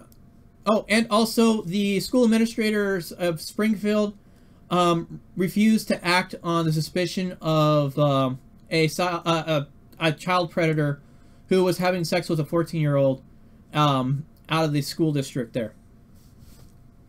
So, yeah, for years. It was something that went on for years. Oh, Edmonds. Tammy, being suspicious is not a crime. The law of definition under Terry v. Ohio says a person cannot be detained from mere suspicion or hunch. He can only be lawfully detained for a reasonable suspicion that he's engaged in criminal activity. The cop told him the film in public made a cop nervous, but the filming was not a crime. The cop had no reasonable suspicion to detain. Although the cop thought the filming was suspicious or unusual, the cop didn't have the right to detain him to check his ID or sex offender status. The auditor had no legal duty to speak to the cop. The video belies your unfounded assertion that he wanted trouble. The video shows him silently, peacefully walking on public sidewalk prior to his detention near City Hall. He had spoken to one person at the post office, exchanged pleasantries, and discussing the weather. When the cops stopped him in the garage, the auditor was on his way to leave the area. He began to walk away. The cops used physical force to make him stay. The auditor stated he wanted to leave. Far from looking for trouble, the auditor didn't want any interaction with the police. He wanted to leave Springfield. Those are the facts. That's a fairly well-written comment by Edmund. You have to read down a ways, but you can detain if you didn't want to identify yourself. Oh, and then Felipe. Oh, this is a good exchange. Wrong. No reasonable articulable suspicion. The government cannot simply stop you based upon a feeling. Why do you not know this? Oh, I know what I should do. I'm just saying how it is. If people keep voting for the same people that let them get away with it will get worse. The Supreme Court is almost completely gone now. That's an interesting retort by Tammy there. Can't hear tied to air times. Am I loud? Okay, you should be able to hear me just fine if that's, unless you're referring about something else there. Let's see here. I don't care for making a lot. Let's see. Tammy Lawrence, this is why we do. Come check Black Hope Media. And my live streams on YouTube, social media. Okay, this is him plugging his stuff. One has to wonder why more do not understand that public photography is not unlawful nor illegal, and we have public employees in of the city of Springfield government who are sworn to protect the freedoms and do otherwise. The chief of police of Springfield, Oregon, is quoted as being pleased with his officer's actions. As such, he will be named defendant in a 1983 civil rights action brought by the victim. While I will not comment further on that, as I state, we take things one step at a time. Well, I take things one step at a time. We'll see how things turn out. Let's see. I don't care for making a lot of innocent bystanders scared by making my point either. I feel scaring people who don't deserve it is wrong. Let's see. This gets good. Let's see. It's not for anyone else to define someone else's fear. That's just justification, in my opinion. Plus, how do we know none of these people with irrational fear have never been attacked by a fellow citizen? Observe with this emoji here on what exactly are they getting at with these two comments. But yeah, let's go ahead and look at a few other comments here. Someone posting an honor your oath thing. Springfield supports our police. We are not Eugene. The guy is a mass creeper. Recording kids at the school district office. See, we've already starting to see the effects of a possible defamation case right here. Pull down your blinds and sell your car. Never leave your house. Maybe then you'll be able never be on camera. Maybe. That's a good one. Let's see here. You support terrorism and anarchy. Gross. Papers. I don't need no sneaking papers. Isn't from the thing. As you can see, we got some fun banter going on here, and this is just within the posted article. Cameras are scary. If it says Canon, run. Boycott Canon. And I was using a Canon camera. Still not a weapon. Alright, so let us look at the Springfield Police Department page here. Visitor post. Stop arresting people. Several of these. Remember tireless. We got a pro supporter. Not now. I don't want to sign up. Now let's click on the visitor post thing here. Let's see, so we can read this one. Thank you, Sergeant Lewis became advocate when the ability to comfort graduate. Do you know she lives in comfort? Joy brought her by the lives of many. Okay, I guess this was a commemorance thing. There's some shares. They steal cameras. Springfield abusing their badges. Supreme Court action unanimous. Boy, we're getting some quite interesting comments. This is... And the thing is I'm also sort of doing this to show that these comments are here. And if any of the comments that I scroll over disappear, they probably were removed by them. Walk down the street all day long with selfie sticks and running live during a blog without a word said. They capture the same images. That is very true. You got live streamers, which are doing other kinds of content creation on public sidewalks and public streets, and they're not getting in trouble. You got people there driving down the roads with dash cams, passing by schools. They're not getting arrested. They're filming a school with a dash cam because they're driving by it. Well, let's see. It's only illegal to shoot children with guns, not cameras. In fact, it's not illegal to shoot anything or anyone with a camera from a public place or public place or any public place. They will claim it is the direction of the lens it's pointed.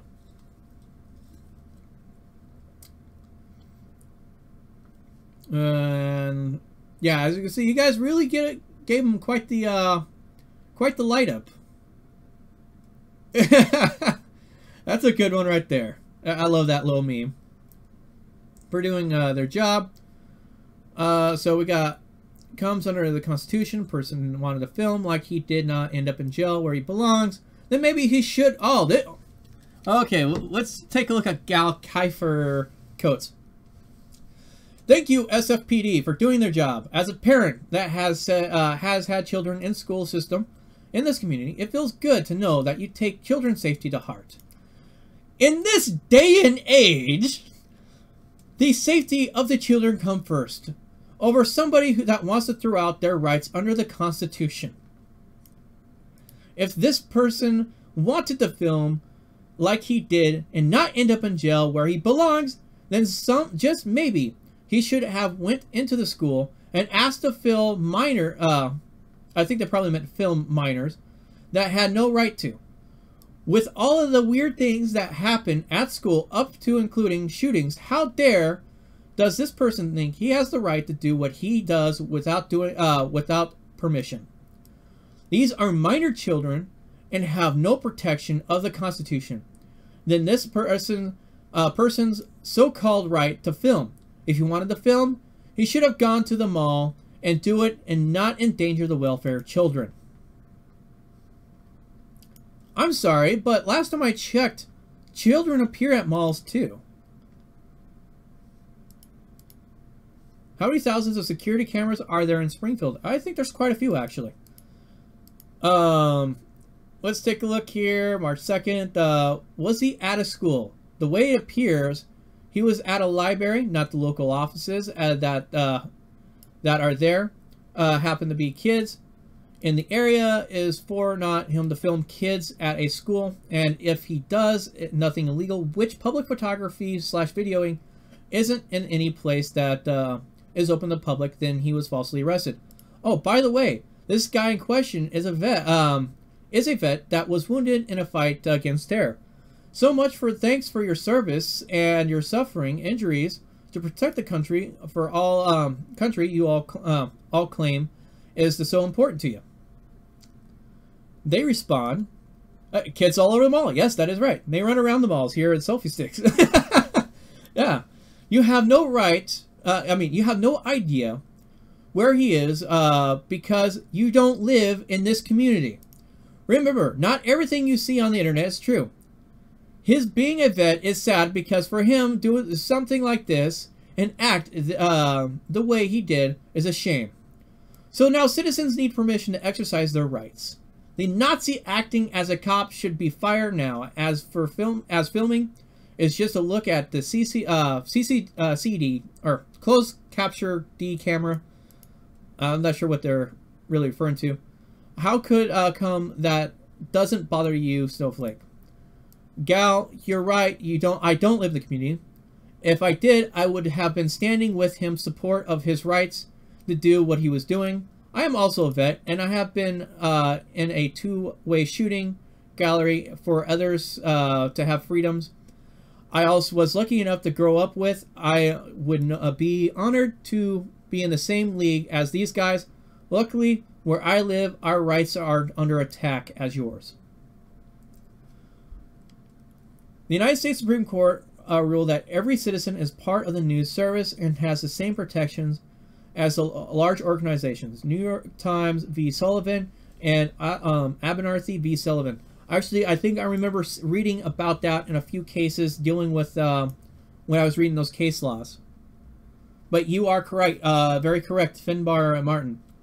Every citizen is afforded the same rights of press as there is no really privilege with that kind of stuff.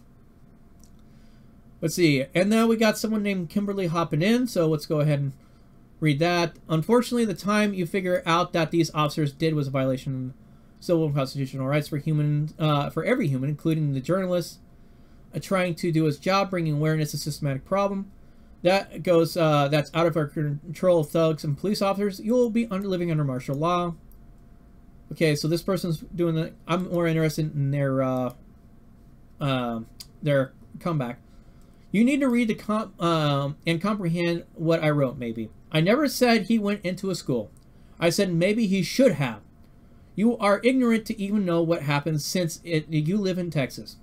Take care of your own community and police down there and stay out of where you don't even live.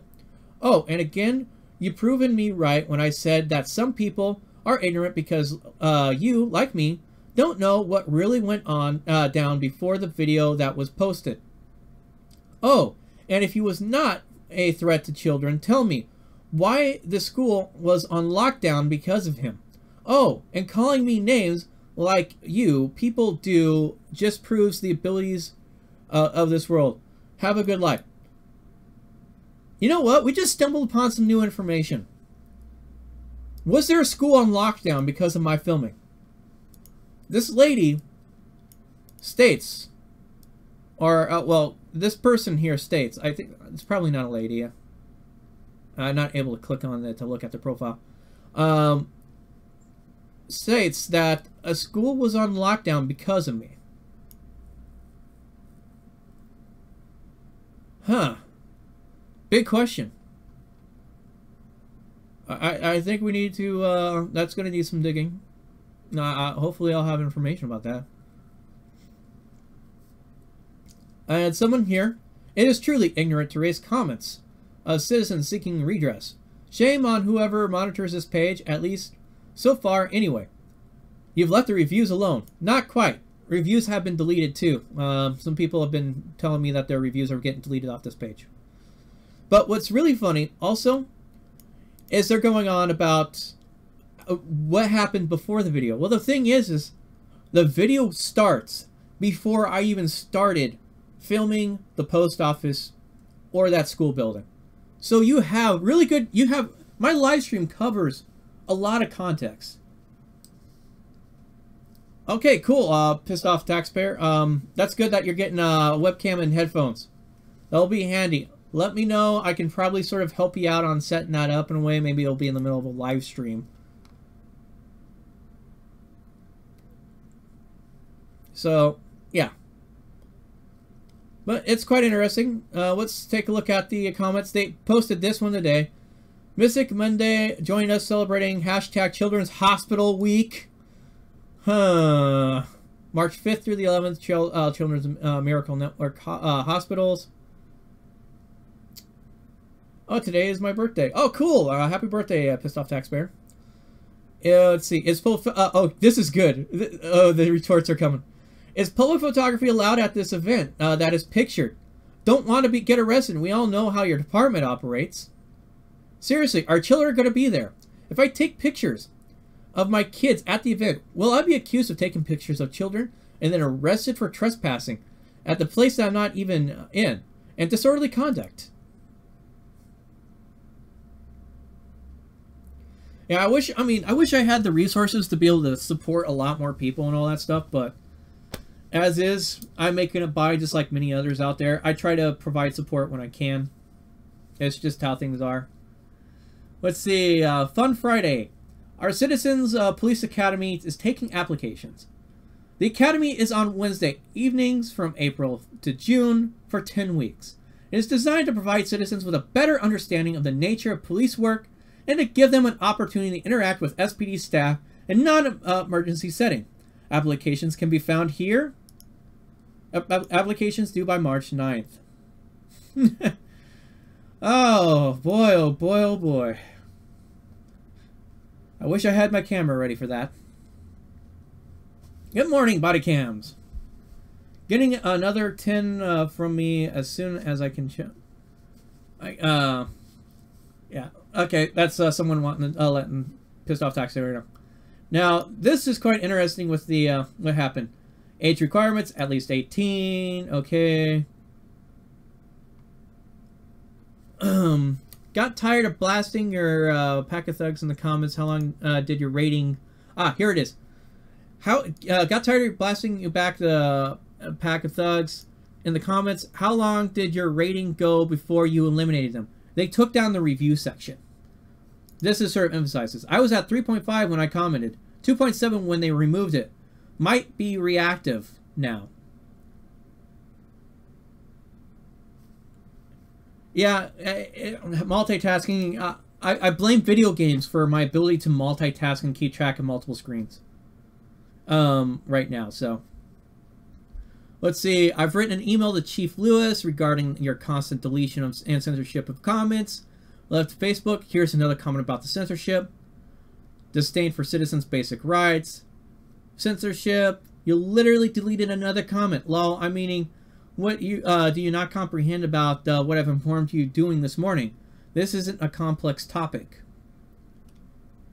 Let's see. Need more people to arrest let's see. Need more people to arrest journalists. Your First Amendment right is to speak freely has hereby been arbitrarily revoked. Report immediately to 230 4th Street, Springfield, Oregon, or face dire consequences. That's a good chuckle. Those damn video games, yeah. Would like to know what happened to the review section. Was taken down due to honest reviews of your officers. If your department cannot handle a few bad reviews, maybe you should train them to be better so they do not bring attention to your department. Yeah, I'm questioning a lockdown too, because the thing is when that child sex predator principal was supposed to be removed, he caused the school to go on lockdown, and that was reported in the news. That was reported in TV news. And if there was a school that was put in lockdown because of my actions, why haven't I heard of it? I'm pretty sure someone would have said, hey, yo, this school got locked down because of your actions. Propaganda is getting rubber boots on.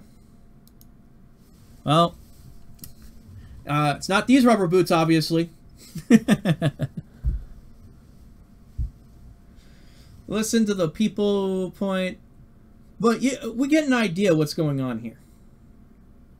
With the comments. They've been censoring and all that stuff. Oh, hey, there's the phone number right there. If you want to give them a call right now. Their front offices. And then here's the review section. I'm going to refresh this real fast to check out, because it's been a battle between the 1 stars and the 5 stars. And let's see, we'll just go with the most helpful. Shocking from the UK. And all that fun stuff. Some of us are painfully aware of the facts of the land. I might have to like scroll this over. Yeah. Alright guys. Sorry about that. The computer froze up. So you have to give me a minute to get everything back up and going here.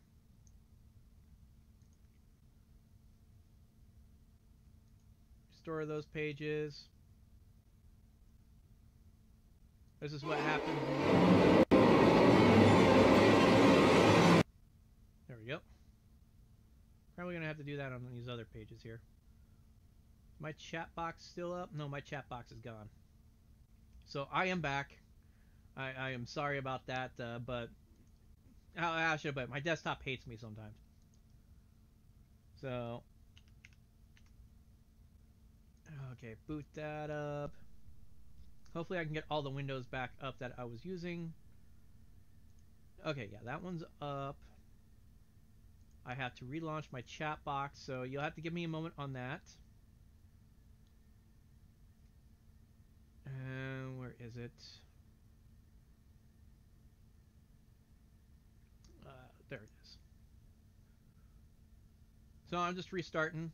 Hopefully it didn't cause any big interruptions. Okay, I got my chat box back up and put in place. Now let me double check to make sure my Windows captures are set to the right things. Yes, recover it. Oh, can't recover it. Okay, so I'll have to reload that.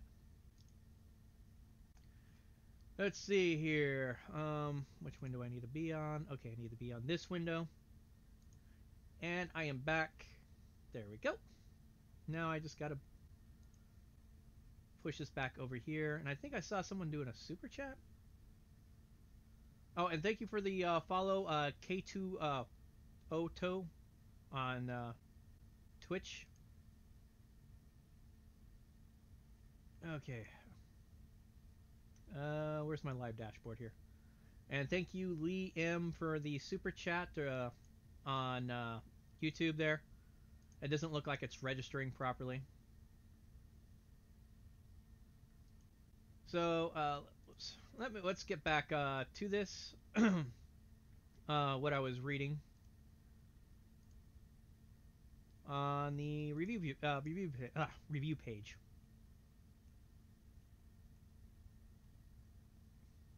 And I will be later on I'll be making like Twitch highlights, and then I'll be exporting them over to this. That's strange, it's not letting me scroll over to the side like it did last time. I'm gonna have to just expand this a little bit more until it shows. Let's see. Give Dave a moment. His computer needed a poop. Yeah, it did. It definitely dropped a massive deuce. Volume up, Dave. Hold on. Let me check. Blah blah blah. Yeah, you're right. It needs to go up. Oh. It's pulling from the wrong headphone. That is why it was low volume. I should have noticed that. Thank you for the heads up. If there's any technical problems or something like that, let me know, and I'll try to get that fixed as quickly as possible, guys. Sort of like with the Streamlabs. I didn't know there was something wrong with the Streamlabs donation link, and in which case didn't know to fix it until on Saturday there, when I posted it on that aspect. Okay, so let me get this all situated. Springfield, Oregon, where the Simpsons are from. Well, yeah, that's what I keep hearing. The Simpsons are from Springfield, Oregon.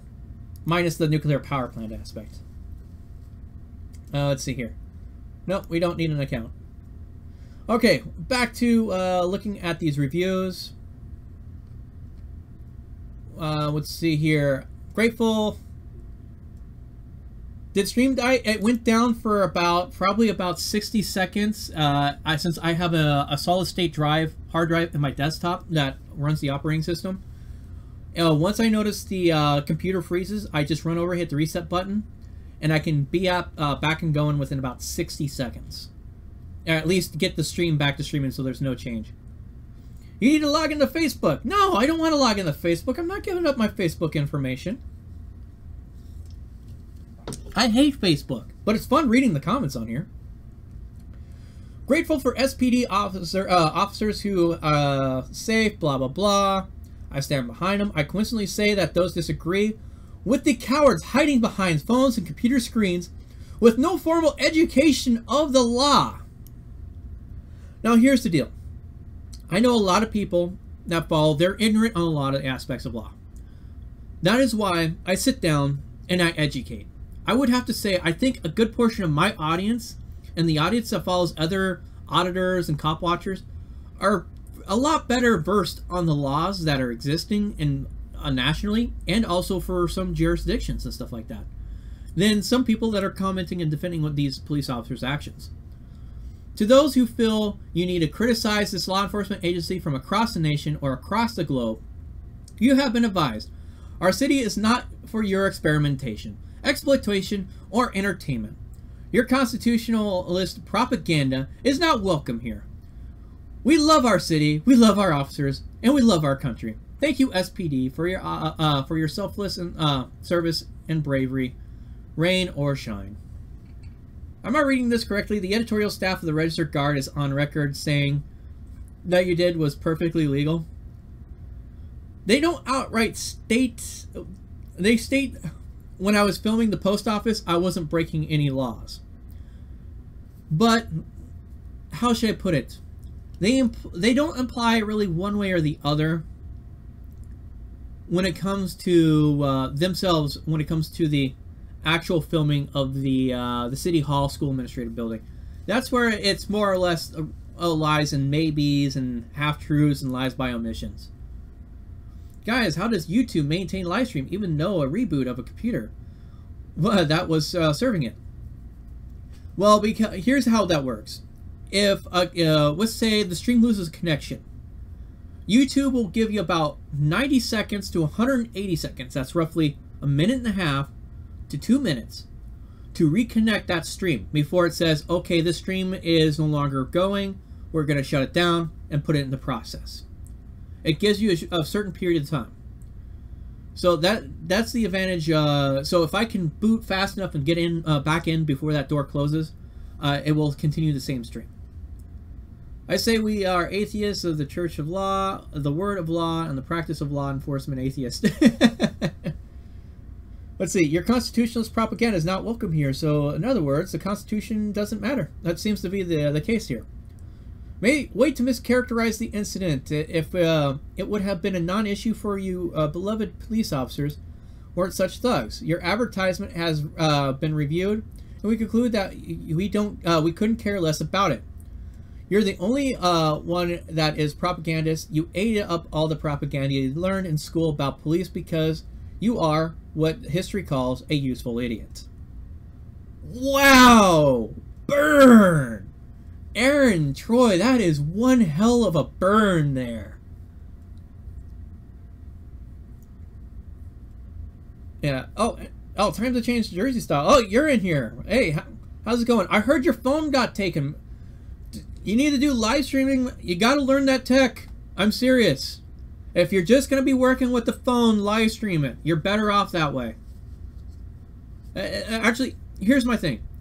When it comes to if you are only doing the filming with a cell phone, that's the only camera you got going on, don't use the recording on it. You're going to lose it. Live stream it off of it. And the thing is, you can live stream it to YouTube without people seeing it. If you want to do that, you can set that up with Streamlabs. I explain how you can do that in Streamlabs in my Streamlabs tutorial. I emphasize you be using a program like Streamlabs, if not Streamlabs itself, to do recordings, the live stream if you only have a cell phone. Because you want to make sure that footage is off of that phone. And you have a copy of that in your hands. Go to Japan if you do not like this country. There are multiple precedent cases. Government agencies deleting Facebook comments is a violation of First Amendment. Violation, yes. There is actually a couple of cases already that have decided it's a violation. And there is currently ongoing cases across the country about this too. I think there was one like in Wisconsin. There is one over in Georgia that was told to me. There's like one or two other ones. And as is Springfield Police Department may be looking at one themselves. While I may not be a defendant in that case, or I mean a pursuing party in that case, because I haven't put it down in a comment or a review that has been deleted, it may happen. Streamlabs, yes, Streamlabs. It's what I am using to monitor the chat and put it into the video right now, into the live stream. Look it up. Streamlabs, there's another one. I don't have the name of it off the top of my head. I want to do a review on that and do a video on how to set that one up. It's not as good as Streamlabs in my opinion, but if you have problems with Streamlabs, I want to be able to give that information out there so that way you know there's another option. Currently, any default live streaming software where you use Twitch, YouTube, Mixer, Periscope, as soon as you turn off that screen or lock it, the stream cuts. Streamlabs and the other one that I don't have off the top of my head are the two that will live stream with that footage with the screen locked and turned off. That is very important. Yeah, Japan does have strict laws when it comes to filming and all kinds of other stuff, but they come from a different culture, grow up, so I need to watch that tutorial. Yeah, I emphasize it. I made that tutorial for activists, though I'm finding a lot of people are using it that do video gaming and live streaming, just general live streaming. So that tutorial can be used for a lot of people. And it also tells you how to do multi-platform live streaming like I do when I go out and about. You'll learn how to do that with that basic tutorial. It gives you, I try to give it to you in the most straightforward basis and all that. Alright, let's see. Jasmine, you need to go back home to North Korea. You just gotta love these gifts. I love meme gifts. Fukushima is a small area of Japan. It's not like it's the entire country is contaminated with radioactivity. Watched the video and saw nothing the guy did was illegal. Those badges belong. Badges and guns don't give you the right to arrest someone just because you don't like it. But we get a good idea of what's been going on. We can see the defenses, the people defending, and the votes here. Here's another one. They're a very professional organization. Every time I've spoken with an officer or another employee, I'm always greeted with a smile, high level of confidence and knowledge. I was always happy to have the agency protecting my family and friends. That's probably a legitimate review right there. That they say, hey, this is my experience.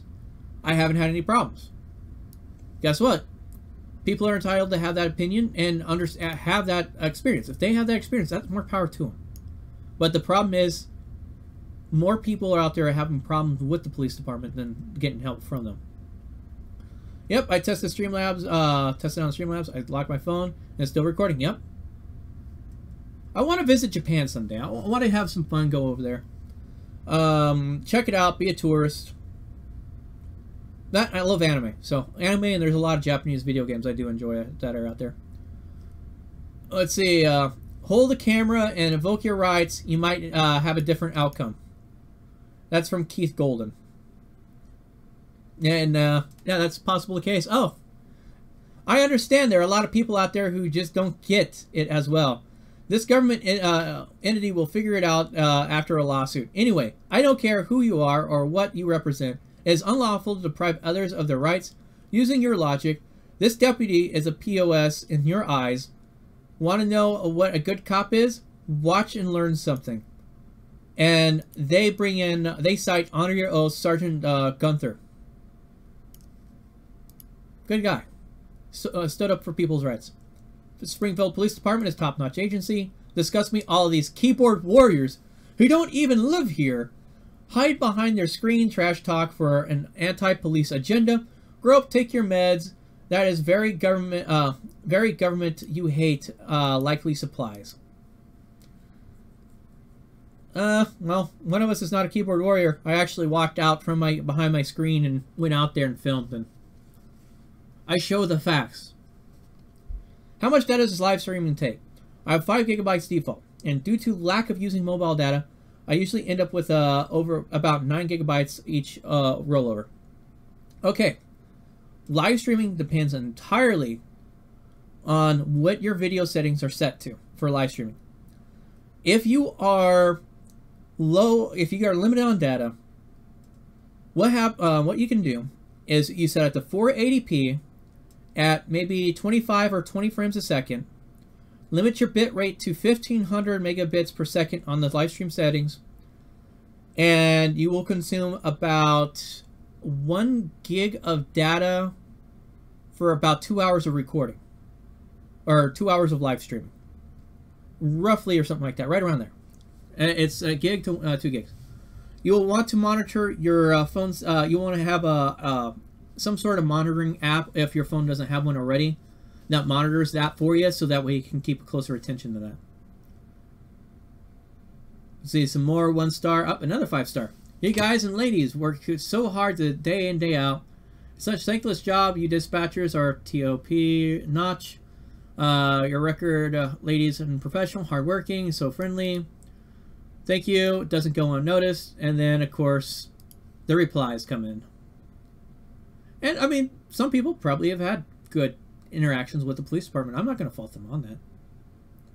But, as I said, it's not that many. Watch UK audits and to see how often they bring up terrorist act. Their act is more severe than ours. Yes, in fact, actually, there was a case issue back in like 2007, I think it was, or something like that, where a lady was filming some cops and was arrested for filming them, and then went to trial, or not went to trial. She was they dropped the case. She sued over the issue of that, and it was upheld that she has a right to film police. Does Stream App run when tabbed to another app? Yes, it does. I have used it live while looking at Google Maps a couple of times. It will run in the background. It will screen capture your video games if you want. Hey, Bunny Boots Inc. I just had a thought about using ADA Title 2 and 3 to remove police immunities and attack within 1983 further. Just a thought. I have been approached and informed about that possibility. I will speak with a lawyer about those kinds of output, that kind of output and all that stuff a little bit later on. As I said, one step at a time. Let us deal with the criminal case at hand first before we start looking at a civil case or pushing criminal charges or anything like that. Shoot out to Channel Toledo News Now. Oh, there's certain... Man, so many News Nows. News Now is like a cult. You guys should make a joke meme out of the News Now cult. Oh, maybe I was wrong, but I thought Dave was reading a lot of stuff from anti-auditors. Well, I'm reading 5-star comments. Not all of them are anti-auditors. There are people that are wanting to defend, but there are comments within these things. There are people that are commenting that are anti-auditor. I'm looking for those. Let's see. Arresting a journalist, SPD department, truly cares for you. Thank you. You do protect. But pretty much, there's a lot of stuff to go in. There's like over, let's scroll back up the top here. There is 220 1-star reviews. There's 166 5-star reviews. So that puts it about 300 reviews in here. Well, nearing almost 400. And so, oh, you mean, yeah, I think I already commented. Got kicked off Facebook for putting up photo of one of Jimmy burglar murders. So far, Facebook can go F themselves. They're protecting pedos and murderers like in the UK. Yeah, well, Facebook, YouTube, Reddit, Twitter, they all have political agendas for their platforms now. There's no denying it. If you want something that's not there, I mean, having a political agenda behind the corporation, you got to switch over to maybe something like Minds or Gab AI and stuff like that. It's just how those things are.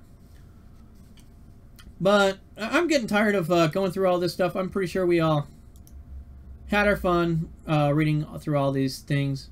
We're getting a better idea of what's going on. And let me take a look. Someone drew this out. I mean, what's someone told me to look at earlier. Smith Act, Muddin Act. The basic legislation authorization for activities to conduct U.S. Department, state commonly known as public diplomacy. Act which contained within the National Defense Authorization Act 2013, the United States Information of Education Exchange, Foreign Relations. I am just from that summary, I'm not seeing anything that impacts directly with what we got going on here for my case. And this got aired out, so sorry for whoever suggested what I was posting that. I'll have to look it up later. Minds is compromised, found the dirty money trail. Well, as is, we're just going to have to work with the tools that we have available to us and until we create sort of tools that allow us to better provide a speech out to everybody else. The way I see it is like, what was it, that Stephen Chowder guy, who's conservative in all his publications and stuff like that. He, from what I understand, he has his own platform he puts out on and has a very strong audience and is very successful because of it. And he just puts out his clips and stuff like that on highlights on YouTube. That is a very strong possibility of doing things in the near future. With how cheap it is to store data now is very good. The only issue is bandwidth costs. If you go and set up a website and you every single day you have 200 people live streaming, well, not live streaming, polling, watching videos from your website, that is not cheap. You'll need a certain amount of bandwidth to handle that. Otherwise, people start lagging out. It doesn't work. And so the running that kind of stuff gets expensive. And you got to be able to have a way to pay for it. And as is, what I do does not pay for itself too well. There are some months it'll pay for itself, other months it doesn't.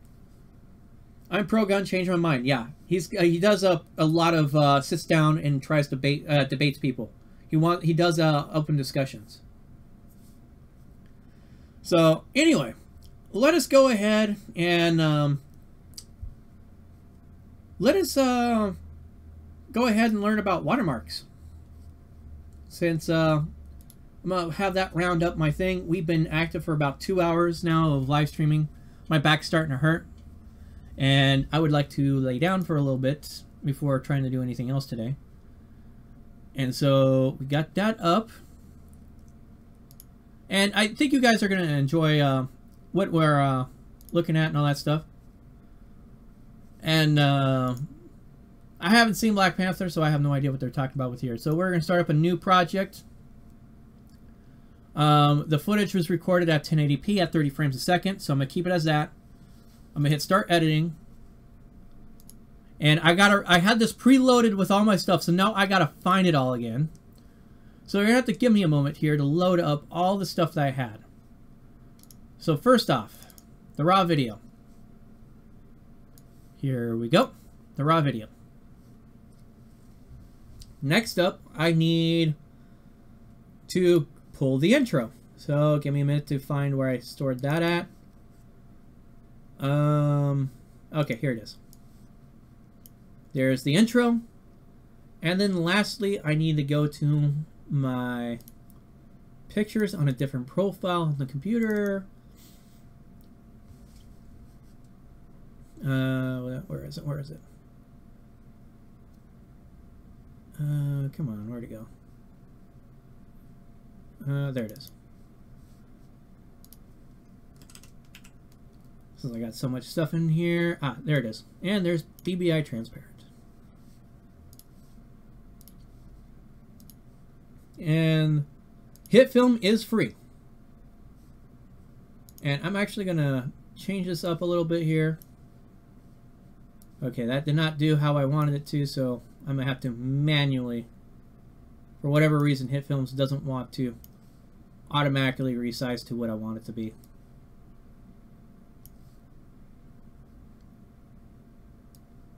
There we go. Now, as you can see, this is all clustered. Now, first off, I'm going to throw in my... no, I'm not going to worry about combining that. Let's see here. And also keep an eye on this equalizer right here. And, okay, yeah, I shouldn't be actually blasting anybody's eardrums. One thing. Whoops, wrong one. Okay, this one. One thing for me, I hope you're ashamed of yourself. You should be. Okay, it's a little bit on the loud side of things, so we need to fix the audio up real fast. So let's hit the controls. We're going to click on the audio. And we're going to hit the properties. Can I edit videos on my crappy tablet PC? I don't have a good PC anymore. You're going to have to look at the system requirements for it and be a judge for yourself on that one. I wouldn't really know.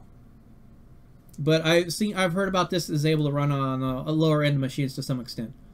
So it's pretty clear I need to drop this, so I need to do a negative gain on this. I'm thinking a negative gain of 2 might do it. So we're going to do that here. And let's quickly check and see if that's enough.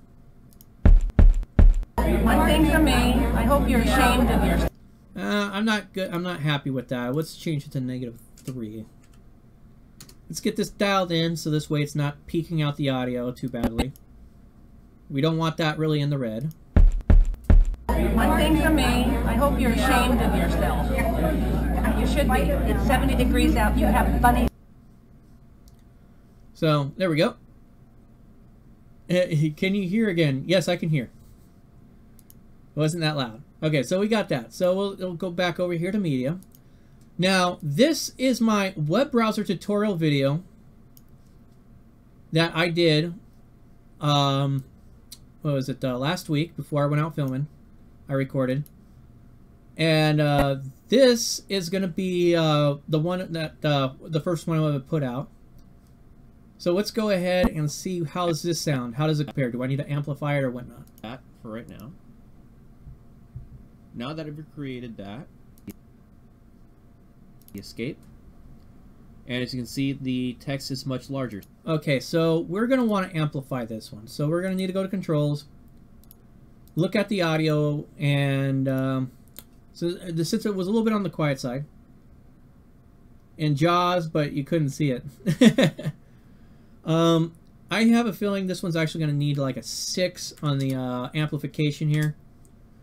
Now let's go ahead. We're sort of recording at the loudest part, so we'll see where's that. What's that mode for how they display, or you can have it more spread out, and then you can also adjust the scaling of the fonts within the chat boxes.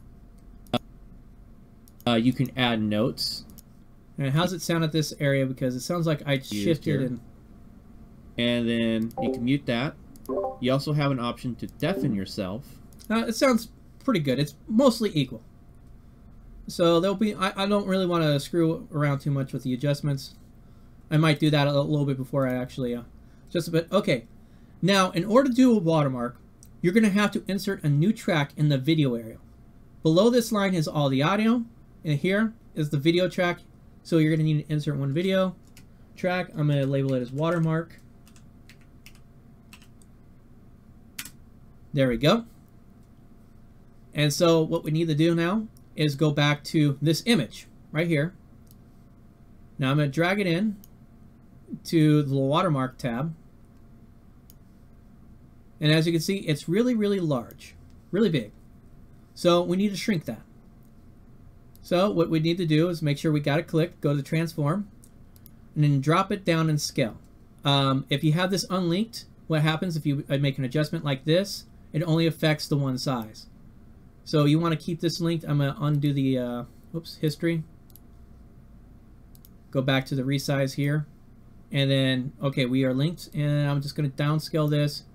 I generally find 15% to be good. Does what you need. I would recommend turning off fingerprint unlock. My personal opinion, use a code or like a sliding unlock. Don't use a fingerprint. Don't use bio scanning methods to unlock unless it's backed up with a pin. So like if it's a fingerprint unlock and then you have to enter a pin, okay, you're good there. But if it's just a fingerprint unlock, you're putting yourself at risk. That's my personal opinion on that Cloudy Sierra. Do you have an option to deafen yourself?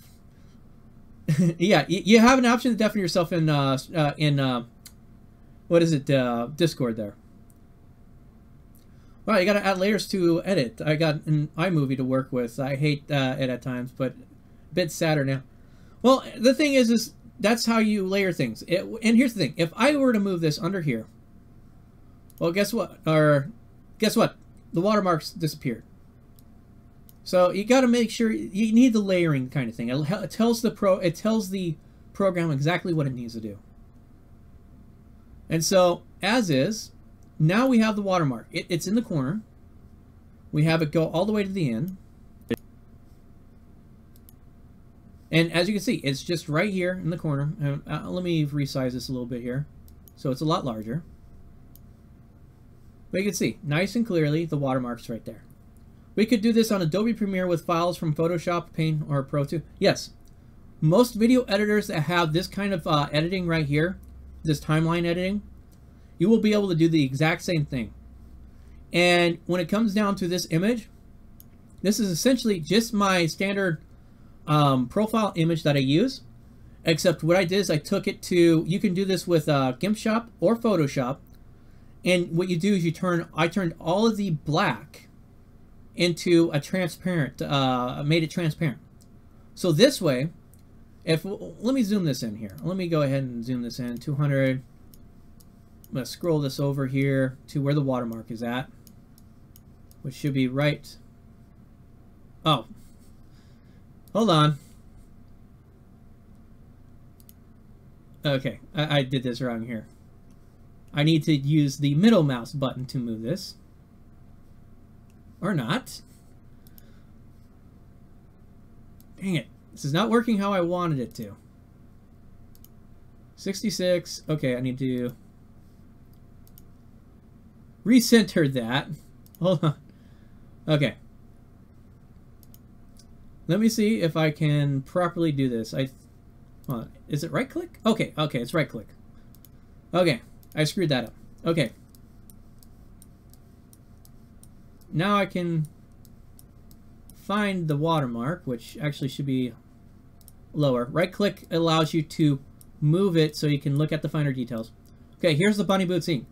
Notice that you can see behind, instead of it being a black image, with the transparency, you're able to see underneath it. That is very handy.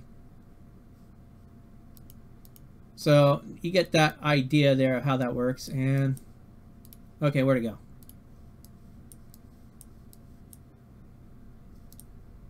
Okay, I sort of lost the where'd it go? 100. Okay, I lost it. So, but you guys get an idea. Never use fingerprint to open a phone, especially if you have an accident and chopped off all your fingers, because you won't be able to call for help. That depends on the phone. I know if you forget your code or you don't have a code to access it, some phones actually have it where you can hit emergency dial and you can just do an emergency phone call out in that situation. Though I have not experimented what the limitations are in that aspect. But no, I mean, as is, I demonstrated how quickly you can add in a watermark. This is literally just a few minutes. Yeah, that's the thing. With this, with the watermark image that I got set up here, you can see right here, it has a transparent background. And so this way, it doesn't cover up too much of the image, It's small enough. It also easily identifies who the video is done by. And it's part of the reason why I do this, because I've had in the past people try to steal my stuff and take credit for it, or just try to use it to make money. And that reminds me, another comment, I will be changing up my personal policy on how I deal with copyright issues, and I'll be putting that out in a video. It probably actually might be, I'm going to do a new intro video, and it's probably going to be part of that. I'm pretty sure of that. So look forward for that information, because I'm going to change up how I do enforcement on certain things. I will still do copyright enforcement if someone like just completely grabs a First Amendment test and re-uploads it without doing proper accreditation and does a bunch of other stuff. Copyright's a very messy thing to deal with. But don't call 911 unless you need it. Just ask Patrick. Yep, and hopefully he can get out. Someone told me he might be in jail for 5 months, but I mean not 5 months, for 5 days or something like that. But that is hearsay, not fact. It's rumor. I have no ideas on what his exact situation is. But this is how you can quickly do a watermark. And I wanted to put this information out there real fast for you guys. So this way for those of you who need to do that, or you feel that you're in a need of doing this because someone's constantly trying to steal your shit, there you go. And I think I'm going to go ahead and leave it at there for the night. Oh, well, for the day. Thank you guys for tuning in and bantering with me. We went over a bunch of stuff. When this live stream ends as an archive, I will have I'll be putting the citations of all we looked at today, and we'll be you guys will be able to check them yourself out, do your own research and all that stuff. Is there anything that people want to hear me say or talk about before I hop off? Don't call the cops, period. No, that may be a thing. I mean, something for some people out there. So.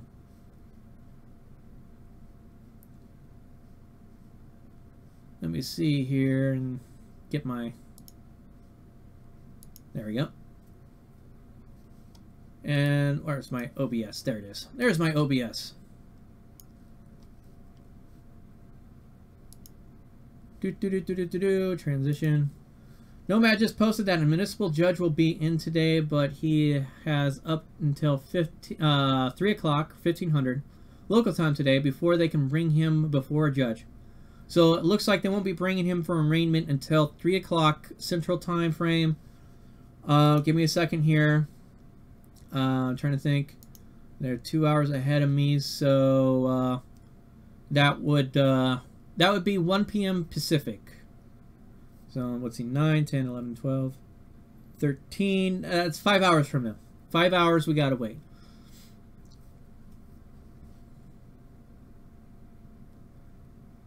Well, we'll see if he can get bailed out. I mean, it depends on how the whole arraignment situation is. If they go and say, oh, he's being held for $100,000, it might be a different story on getting him out of there. And also, how should I put it? News Now Patrick doesn't really have a good track record to say.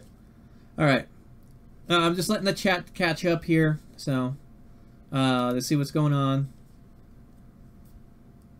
But thank you, News Now Tennessee, for that quick update on dealing with News Now Patrick.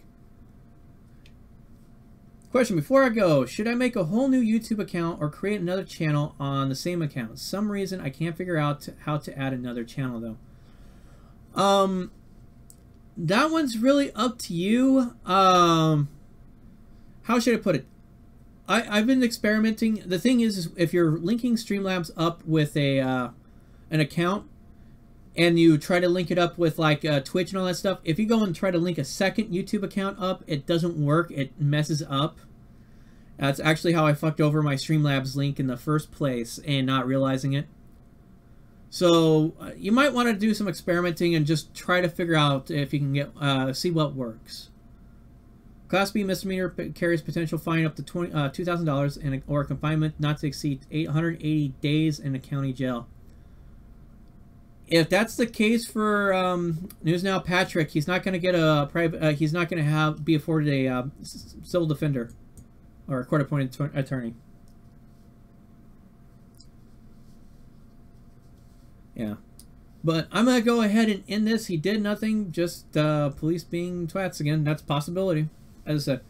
Alright, guys. Well, I'm going to go ahead and call it call it a day for now. I might do some case law reading of stuff later, starting tonight or whatever, and just to generally produce content in the meantime until I get back up and going. Thank you, everybody that has donated. If you want to send some stuff or whatever, donate. All that information's in the description, along with if you want to actually send something materialized, a special camera or something like that, or a cell phone or something like that. I'm still looking at replacing. I'm probably going to end up just purchasing one because it'll be faster that way. I think I got enough money in donations to do that. Anyway, you can send it to that mailbox. If I end up with a bunch of extra cameras, cell phones or cameras to send in for to use, I might try to get a hold of people I know that are not that are active but don't have an independent camera or something like that, and get them set up with that. And thank you for the was that a subscribe? Give me a sec. I gotta look at my dashboard here. Thank you, Dardom51 for the subscribe on YouTube and all that stuff. But anyway, I've been bantering way too long. I've been sitting in this chair for way too long. My back's starting to hurt. So I'll talk to you guys later.